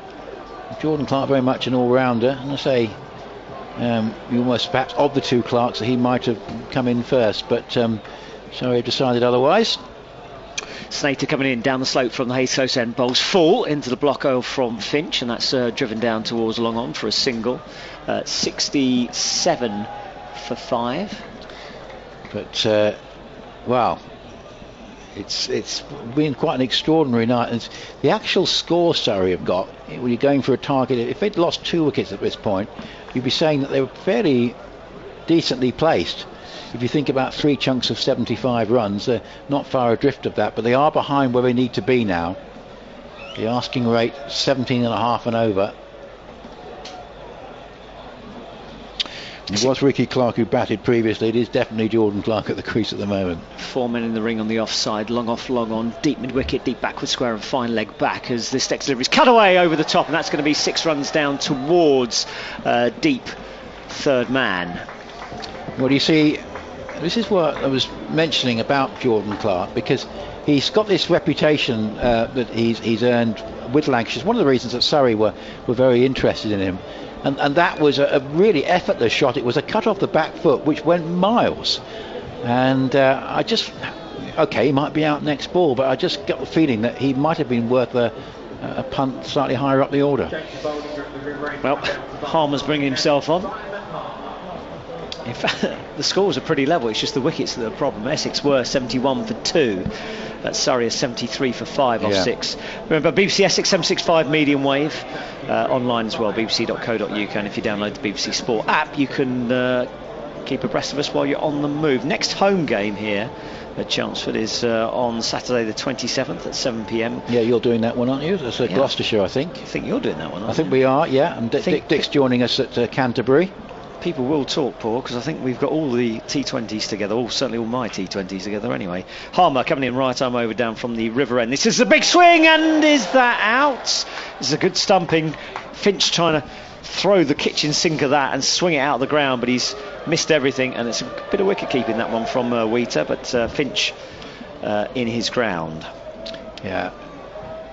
Dot ball to start. Harmer won't mind this. If Harmer can get Finch out, that will really crown a night for him after a difficult night last night. Harmer gives us some float. That's driven down the ground. Is it going to be 4 runs? Waiting for the signal, and that's a good stop. Actually, slide coming in from the man running round at long on. He gets a rich round of applause as well from the Essex faithful. Had to get there quickly. We'll just identify who that is when they make themselves seen, but it was out of our side in front of a Tom Pearce stand. But Long on had to get round very quickly because that was firmly hit. It wasn't that far from being a caught and bowl chance, but it was past Harmer really before he knew it. 75 for 5. It's going to be Jordan Clark on strike. See how Clark goes here. He's got Harmer bowls to Clark. That's a full toss, and he's clipped it away through the leg side. There's going to be a chase on here. It should be 2 runs for Surrey. It will be a comfortable 2 runs as well. 77 for 5, and Clark goes to 9 off 3. There's Rory Burns, the England opener, still to come. Gareth Batty with all his experience. But the problem is that Surrey have sort of lacked the support act that Dan Lawrence provided for Delporte. Faster ball from Harmer, who really did fizz that in, and Jordan Clark could only hit it back to Harmer on the bounce, and it's a dot ball. Yeah, I mean, at number 10 and 11, you've probably actually got 2 pretty much firm number 11s, haven't you? Yeah. And Dernbach and to here. Harmer, number 11 on his back, comes in again. Oh, that's a beamer, and that's going to be called a no ball, and it's going to be a free hit. It's going to be a single off the delivery as well. So loose from Harmer. Yeah, that'll frustrate Harmer because it's been a really good over. He got away with it to the extent that it's only the 1 run from Clark. But she's got to now bowl to Finch, knowing Finch can't get out other than run out. 79 for 5, and Finch just flexing those wrists. This is going over mid-wicket, I feel. As Harmer comes in, he stepped away already, he's pulled away in the air, it's going to be caught! Well, it wouldn't be out. Of course, he wouldn't be out, it's a free hit, but it's gone for 4 runs. Yeah. Down towards short fine leg. If you're going to drop them off a free hit. That's what I say. But don't Matt Quinn didn't. Don't parry it to the boundary. That's right. Well, that's it. He could have avoided doing that. But if you're going to drop Aaron Finch, do it off a free hit, which is what happened there for Matt Quinn. So next time will be more important. Took a big step outside leg stunt there. Was looking to heave it away. BBC News at 10. I'm Mike Powell. The Foreign Secretary Gerald didn't quite stop that. So expensive delivery, that one from Harmer. And he comes into bowl again to Finch, and that's clipped away into the leg side for at least 1. They might come back for a second run here. They will do, and they'll get there comfortably as well as Lawrence comes in from deep mid-wicket. 85 for 5. Wow, it's just been an extraordinary night, and we still applaud Finch, who is having to deal with adversity here, mainly because of let's say the not particularly useful support he's had from some of his colleagues, but he remains there. I suppose there's still an outside chance, but you just look at this requirement: 142 from 48 balls. So essentially, you're looking at 3 runs a ball over that long period, and the only sort of chance for Surrey, really, you feel, are 2 overs back to back that go for 50 to 55 between them. If they were to be able to do that, then and not lose any wickets, it's just a chance. But surely this is just too much to ask as we head into the 8th over. 85 for 5 here on BBC Essex. Jordan Clark on strike, and Ravi Bopara taking over from the Hayes close end. He's in now, right arm over, bowls to Clark, full, that's a Yorker length. He digs it out, it's going down towards long on. Tenduscarter charges in, so it'll just be a single. 86 for 5. Well, you see, Clark has done what supposedly his betters, who came in ahead of him, singly failed to do. He's just played the obvious shot. You know, it's the first ball of an over. You've got Aaron Finch at the other end. Just give him the strike, and all credit for Jordan Clark. Even though he was just doing the obvious thing, he did it, and some of the previous batsmen didn't. Bopara into Finch, who's going to swing away, and he's bowled inside edge onto off stump, and you'd have to say that is going to be that for Surrey. 86 for 6. Bopara gets a wicket with his second ball. Another full length delivery, Yorker length.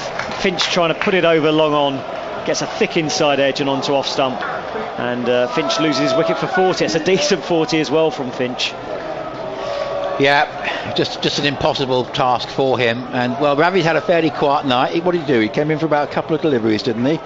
And a man who tends to like to play himself in. He faced 1 ball for 1 run, but he's done the essential job from the Essex point of view of winning the game with that one moment. I mean, effectively it was 95% won, but I think any remaining doubt has surely gone with that. Nice delivery from Bopara. Finch went for the big hit. Finch will be frustrated, thinking that obviously it was an awfully big ask, but he could have had a little bit more help from some of the senior batsmen, and the pressure on Finch eventually told, and well, surely Essex are just going to be able to ease to a comfortable victory here. It's going to do a lot of good for their net run rate. 86 for 6 on a night where nobody else has got a game in the Southern Group. Essex are going to head alongside Middlesex to the top of the table. Should be rather good. Can I just say that was excellent from Rory Burns. His warm-up shot as he came into bat was a forward defensive. Here comes Bopara, right arm over. That's pulled away into the leg side. That could be 4 runs. There's a chase on here for Dan Rons. Can he get there? There's ball's going to win it. I think the slide comes in, but it goes over the boundary rope, and Rory Burns starts off with a 4. Well, it would be ironic. I do think the game's over now. Finch is out, even though we've got the England opener coming out. But it would be ironic, given that Clark has probably batted better than most of the Surrey all of them apart from Will Jacks, is if Burns also starts to play well, and you will then start to feel that Surrey might have severely got their batting lineup wrong. But Burns did well there, but obviously it's not his natural game to score at this rate, which is why he's coming in where he is with 18.5 required per over. Halfway point. Bopara. Right arm over from the Hayes close end, bowls to Burns, who clips this down towards long on, and it's 91 for 6. I suppose they would have needed Jason Roy opening with Aaron Finch tonight, and the two still to be at the crease at this point. That's the realistic, looking at that sort of target, David, 227 in 15 overs. They would have needed Roy to be playing and Roy and Finch still to be together at this point. And you'd feel if that was the situation that they might be in the game, but they probably would be. But there just hasn't been the support for Finch, really. Next delivery is outside off stump. That should be a wide, actually. Jordan Clark on strike, reaching for that one, and umpire easy to give a wide. 92 for 6. And remember, amidst all this, where we've seen 226 runs in the Essex innings, and we've got 91 for 6 in inside 8 overs. We've had a wicket maiden in this innings as well from Adam Zampa. Bopara in, bowls to Clark, pulls away in the leg side. That's monstrous. That's going to go for 6, flat and high, and that's probably out of the park as well. That's a good pull shot from Jordan Clark, and that wide's a costly one from Bopara. Well, I just sort of remember Clark's reputation. They've got their batting lineup wrong, David. I mean, this guy should have been coming in somewhat earlier. He's batted sensibly. That was a nice straightforward one. He just picked it up on length, took on the deep square leg, but he's sort of only been him and Jacks that have really sort of made any significant contribution in support of Finch, but you would have thought it's going to be beyond Surrey now. But just the indications are that Jordan Clark might have come in perhaps where his namesake did, or even earlier, or his near namesake, because Ricky Clark's got an E on the end, but Jordan Clark hasn't. Bopara in again, up to stumps, bowls to Clark, who gets a slow delivery and pulls it away into the leg side. It's going to be another 6 over mid-wicket in the community stand. It clears. So a couple of 6s to finish the over. Score goes to 104. There's still 136 required off 7 overs. Yeah, and I suppose that's just given Surrey a little bit of hope. 7 overs to go, and 100 and 98 for 6. The target is what, 227? So, what, 129 required in 8 overs. And I suppose those 2 sixes have just, reignited a little bit of hope for Surrey, but you would have thought that, given that they didn't think that Jordan Clark was the man to do the job, he's done as well as anybody, really. Surely this is Essex's game now, because they've got Finch out. Something is going to have to go remarkably wrong from here. In fact, it's 123 needed, not 129, just upstated the scoreboard. 123 from 8 overs. So an asking rate of, 18 and over? And you've got to do that every over these 7 overs. Harmer in bowls, that's clipped away just short of third man. That was up in the air for a brief amount of time from Burns. Top edge and a single to the total, 105 for 6. Well, as long as Clark's there, maybe they've got an outside chance, but it's a very, very, very outside chance. They'll be regretting those wickets that were rather given away. Yeah, they really will. The 2 Curran brothers especially, and Folks culpable. And Ricky Clark, yeah. Harmer in bowls, and that's clipped into the leg side, and it's going to be at least a single. They might come back for they're going to come back for a second. There's a run-out chance here if the throw's good. And the umpire gives Rory Burns in. The throw was wild from Tendescarter over the stumps or at the stumps. That could have been in trouble for Burns. Yeah, I thought the running was quite good there, actually. He did well to get back in. Yeah, you certainly feel they got the 2 Clarks the wrong way around in the batting lineup. We were alluding to it with the appearance of Clark for a second time on the scoreboard with Jordan rather than Ricky, but it might have been better to have Jordan first. Harmer drops this short, that's into the pads. That's going to be a dot ball, 107 for 6. That's a terrific delivery from Harmer in the situation. It's a sort of variation that we didn't really see earlier on from Surrey, just really firing that in. Harmer worried about the over rate. And he's in again now. This is full. That's punched down the ground. It's going to fall short of the fielder. It should just be a single as the throw comes in. 108 for 6. And to see if it tells us there what the cut-off time is. It's 8 minutes past 10 now. One of the later finishes we've had in T20 here at Chelmsford. 10:30 is the cut-off time. There, you can see it on the board there. Harmer bowls. That's cut away through the offside this time. Point fields in front of the pavilion, and a single to Burns. 108 for 6. It shouldn't matter too much. I suppose Burns probably rotating the strike, giving it to Clark, is the best hope. But the asking rate's gone above 19s now. Harmer bowls to Clark, who clubs this one away up in the air. Now that's got height on it. Has it got legs? It's coming down towards and over the pavilion, over the stand away to our right hand side, and 6 runs to finish the over. Had a lot of height, that one. Didn't realise it was going to get the legs right until the end, and 6 more to finish the over. 115 for 6. Yeah, he's done well, hasn't he, Jordan Clark? Signed by Surrey this year. Not seen a lot of him really during the season, but it's been a good innings from him in what looks a fairly hopeless situation now. But the way he's striking the ball, I would say apart from Jacks right at the start, he's the only Surrey batsman. Finch did it intermittently, but the only Surrey batsman to really threaten to hit with the sort of clean striking that we saw from Delporte and Lawrence earlier on. He's done it quite regularly now. 112 from 36 balls.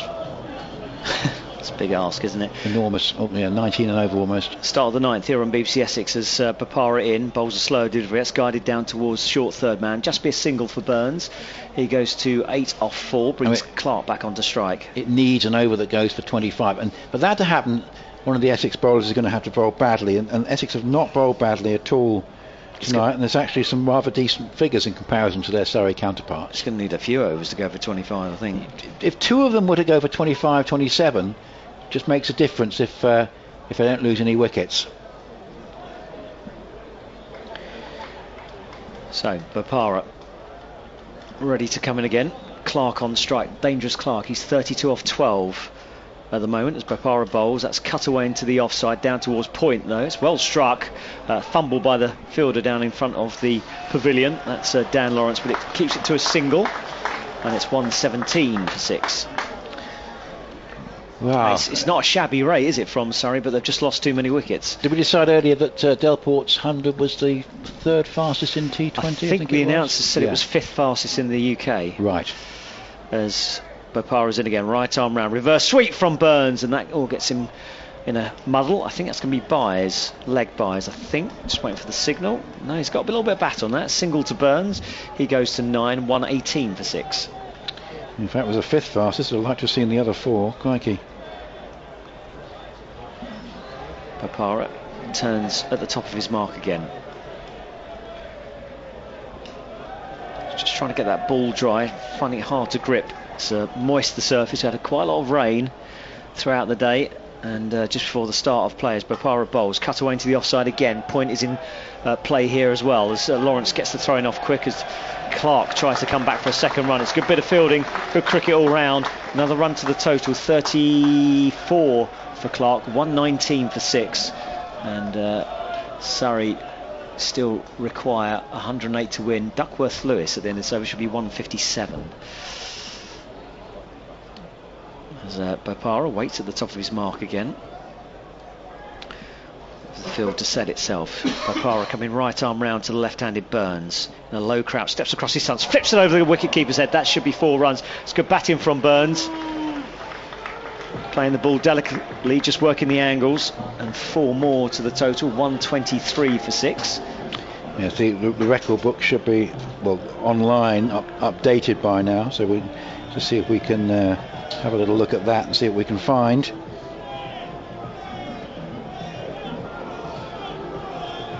The gentleman in front of us trying to start a Mexican wave, only one of them though.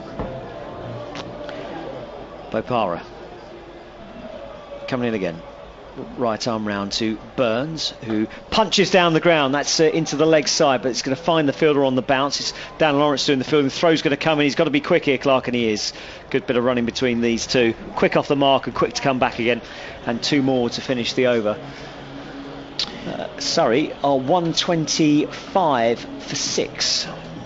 Yeah, so just the other 100 odd required on the last 4 overs.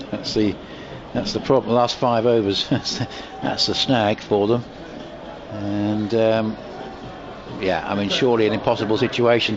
But these two, particularly Clark, have batted as well as anybody really. 102 required in 5 overs, and you very rarely see anything achieved of that magnitude. 20 and over required. So it is going to take something almost unprecedented for Surrey to win this game from here. And interesting, Essex were just starting to pull clear, but not that far clear actually. Just shows you how many runs were scored in the last 5 overs. I think it was almost 100 runs in the Essex innings. As the first ball here from Zampa is clubbed back on the bounce there, but miscued by Clark. So the first ball is a dot. And didn't really want that with such a remarkable number of runs required in the over. The first ball being a dot. So 102 required, and just 4 overs and 5 balls. Zampa bowls, and he clubs this away, and it goes on the bounce to short third man. There's just going to be the single, and you just think that it's just too much here for Surrey to get this number of runs in this period of time. The rate 20 up to over 21 and over now, and they still need 101, and they've only got 28 deliveries, and so it's going to be a fantastic victory this for Essex, which is really going to set their T20 campaign up and running, and they know that they've got an absolute star in Cameron Delport, and indeed Dan Lawrence from tonight's evidence as Zampa bowls, and this is Burns picking that up. That's a big hit, and it goes cleanly over mid-wicket for 6, but they need plenty more of those in this over. And at least that was a nice strike from Rory Burns. I think there's more evidence that they've just got the batting lineup wrong.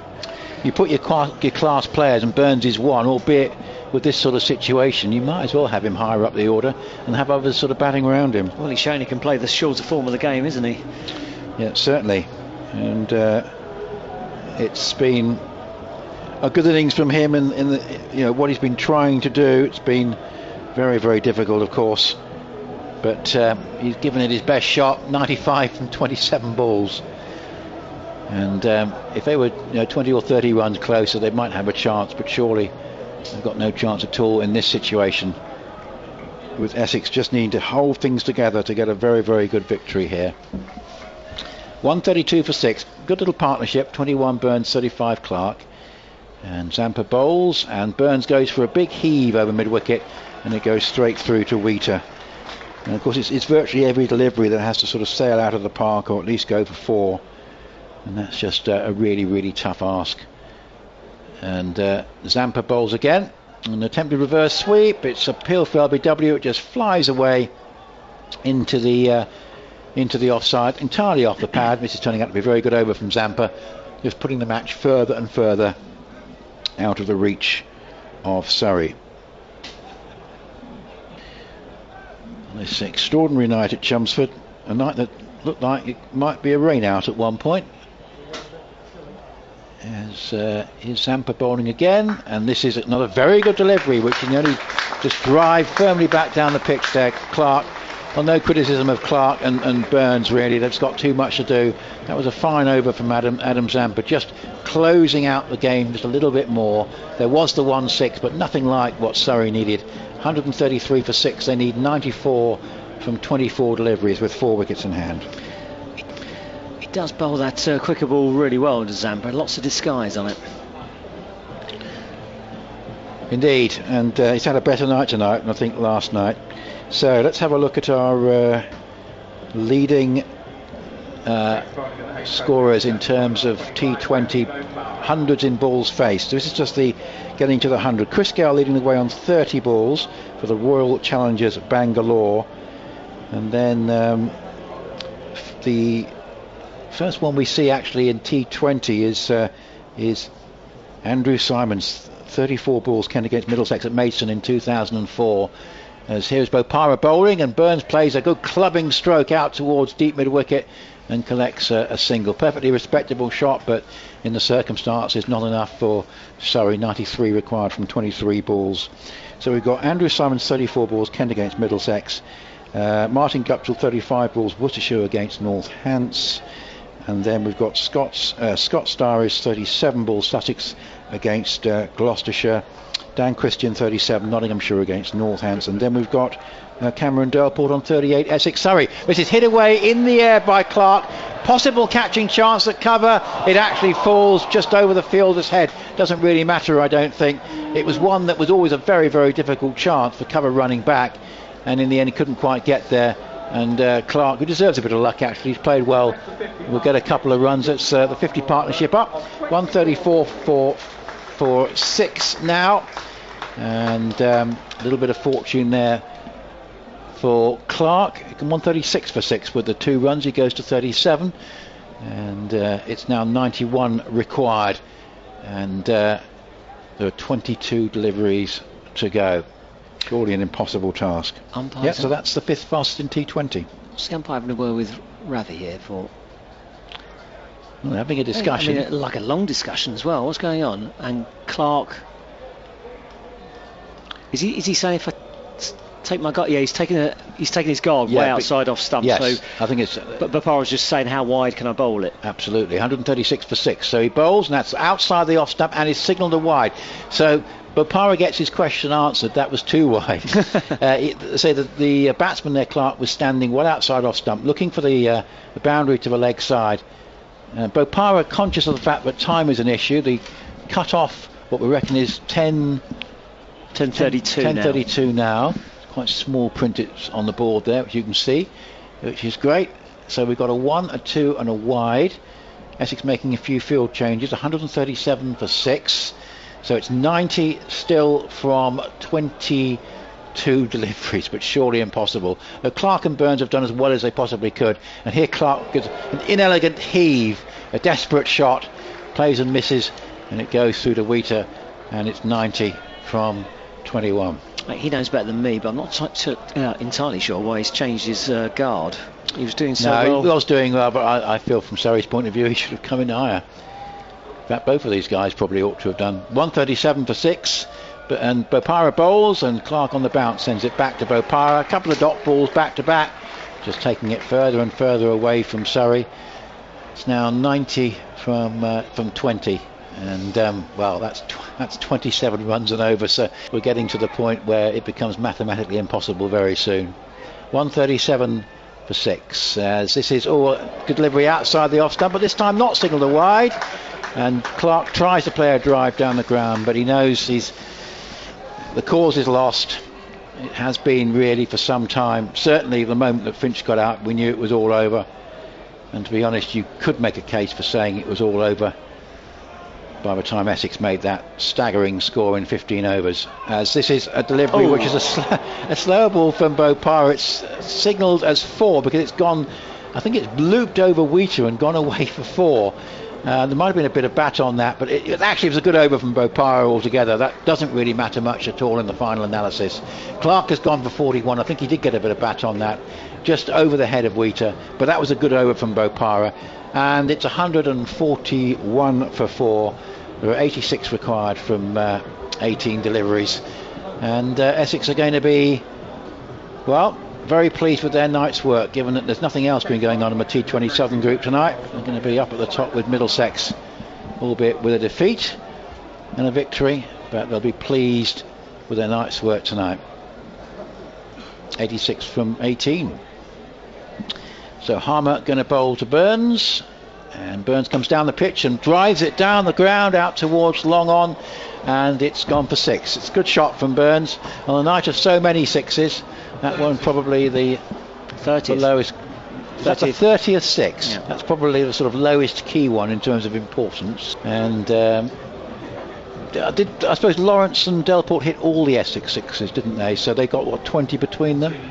Yeah, so Surrey have managed 10, and it's a 147 for 6, 17 deliveries to go. Harmer bowls to Burns, and Burns picks that up, lofts it away. It's going out towards deep mid wicket. It could be a catching chance. A great catch if it's taken. It's dropped by Snater. It was very, very difficult, and they've got back for 2. He made a really good effort to get in there. That would have been a fantastic grab if he'd managed to hold on, running in from the boundary almost halfway in. And well, frustratingly for Surrey, the asking rate just up. It's almost 30 runs and over now. It's 149 for 6, and that one's hit away out towards cover. They scamper through for a single, which doesn't really matter. Great victory this for Essex, and so they really got a bit of a break now after quite a busy week with a championship match here, the trip to Lords. Should have taken a bit out of them, but this has been a fantastic comeback tonight. 15 deliveries to go, 77 required. Forget about that. And a wonderful effort from Essex, particularly from Delport and Lawrence, but the bowlers have done much better than their Surrey counterparts. This one driven along the ground for a single up towards long on for Clark, who's stuck in there, but he's actually lost a bit of his timing, Clark, in the frustration of the match situation. You can't really blame him, to be honest. 151 for 6, 14 deliveries to go, still 76 away from their target. As Harmer bowls, and this is driven away out towards cover, and there is no run. I guess when you look back at the Essex innings, there's an interesting point. At 9 overs, they had only 109 runs on the board. So Essex scored 117 in the last 6 overs, which absolutely has devastated Surrey, as this is driven firmly back down the pitch. And well, more frustration here for Clark. He's swinging his bat in frustration. He goes straight back to Harmer, but he shouldn't berate himself. He probably ought to come in a bit higher in the order. But really, this has been an impossible task for Surrey, and certainly from the point that Finch got out. And the crowd starting to make their way out now. It's 152 for 6. Notionally, 75 required from 2 overs, which means that, barring no balls and wides, Essex are going to win. And in actual fact, Essex have rather outperformed Surrey in terms of conceding no balls and wides, because there were quite a few in that. In fact, looking at the number of 3-leg buys, there were 3 helpings of no balls, and there were 6 wides in the Essex innings, so quite a few extras on hand, which helped the Essex cause. At one point there was a ball that was a no ball that went for 6, of course, as well. But it's all about Delport and Lawrence, whose contribution mustn't be forgotten. And Essex have held it together well in the fields. We come to the end here as Quinn bowls, and that's yeah, in a situation where you've got 75 to win from 2 overs, and as long as you don't bowl a no ball free hit, it's impossible for the opposition.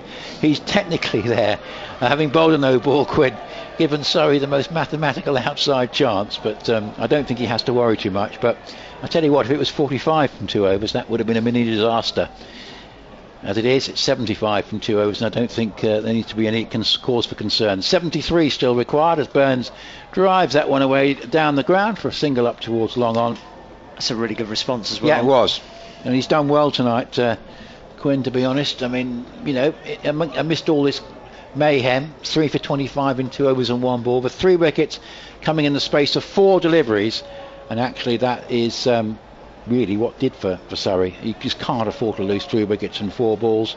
Some tame dismissals, and poor old Aaron Finch stranded at the non-striker's end, very, very frustrated with his colleagues. Yes, actually, the Essex start, when you look back at it, this is outside the off stump and a wide, so it's a little bit untidy here from Quinn, but as I say, the game is over. He's just got to be careful. It's just, yeah, there will be that extra 6 runs. It's not going to make any difference in this context. I think they could struggle to maybe bowl their penultimate over before we get to the cut-off point, but it will be of little use for Surrey, the extra 6 runs in this situation. Remember the target, 227. They still need 71. We're in the penultimate over. It's hit away by Clark. This for a run out towards cover, so they get a single. So we've had, what, 2, a no ball, a 1, a wide and a single. And I suppose that in the overall context, Quinn will say, well, if they need 37 and a half and over, it's a good over. So he's still doing okay. 156 for 6 on an extraordinary night. It was actually quite an ordinary start, 23 from the first 3 overs before Delporte got going. At that point, Surrey would have been reasonably pleased. 156 for 6. This is lofted away by Burns. Nice looking shot. Burns, of course, playing the orthodox cricket shots, has got himself a boundary there as long on and long off converge. 4 runs go to the total. So what it means is that there are now 70 runs required with that boundary for Burns. Score 157 for 6. The way the ball's carrying tonight, I mean, he hardly hit that. It's like playing on the high veld. 9 deliveries to go, because there have been a couple of extra balls in this over, so it's technically 70 off 9 deliveries. Quinn bowls, and this is delivery which is going over the stumps. Burns tries to back away to hit it square into the onside, but the tail of the tape is what happened after that 3rd over in the Essex innings. The 4th over went for 15. The 5th over went for 27. That would have been Curran's over, wouldn't it?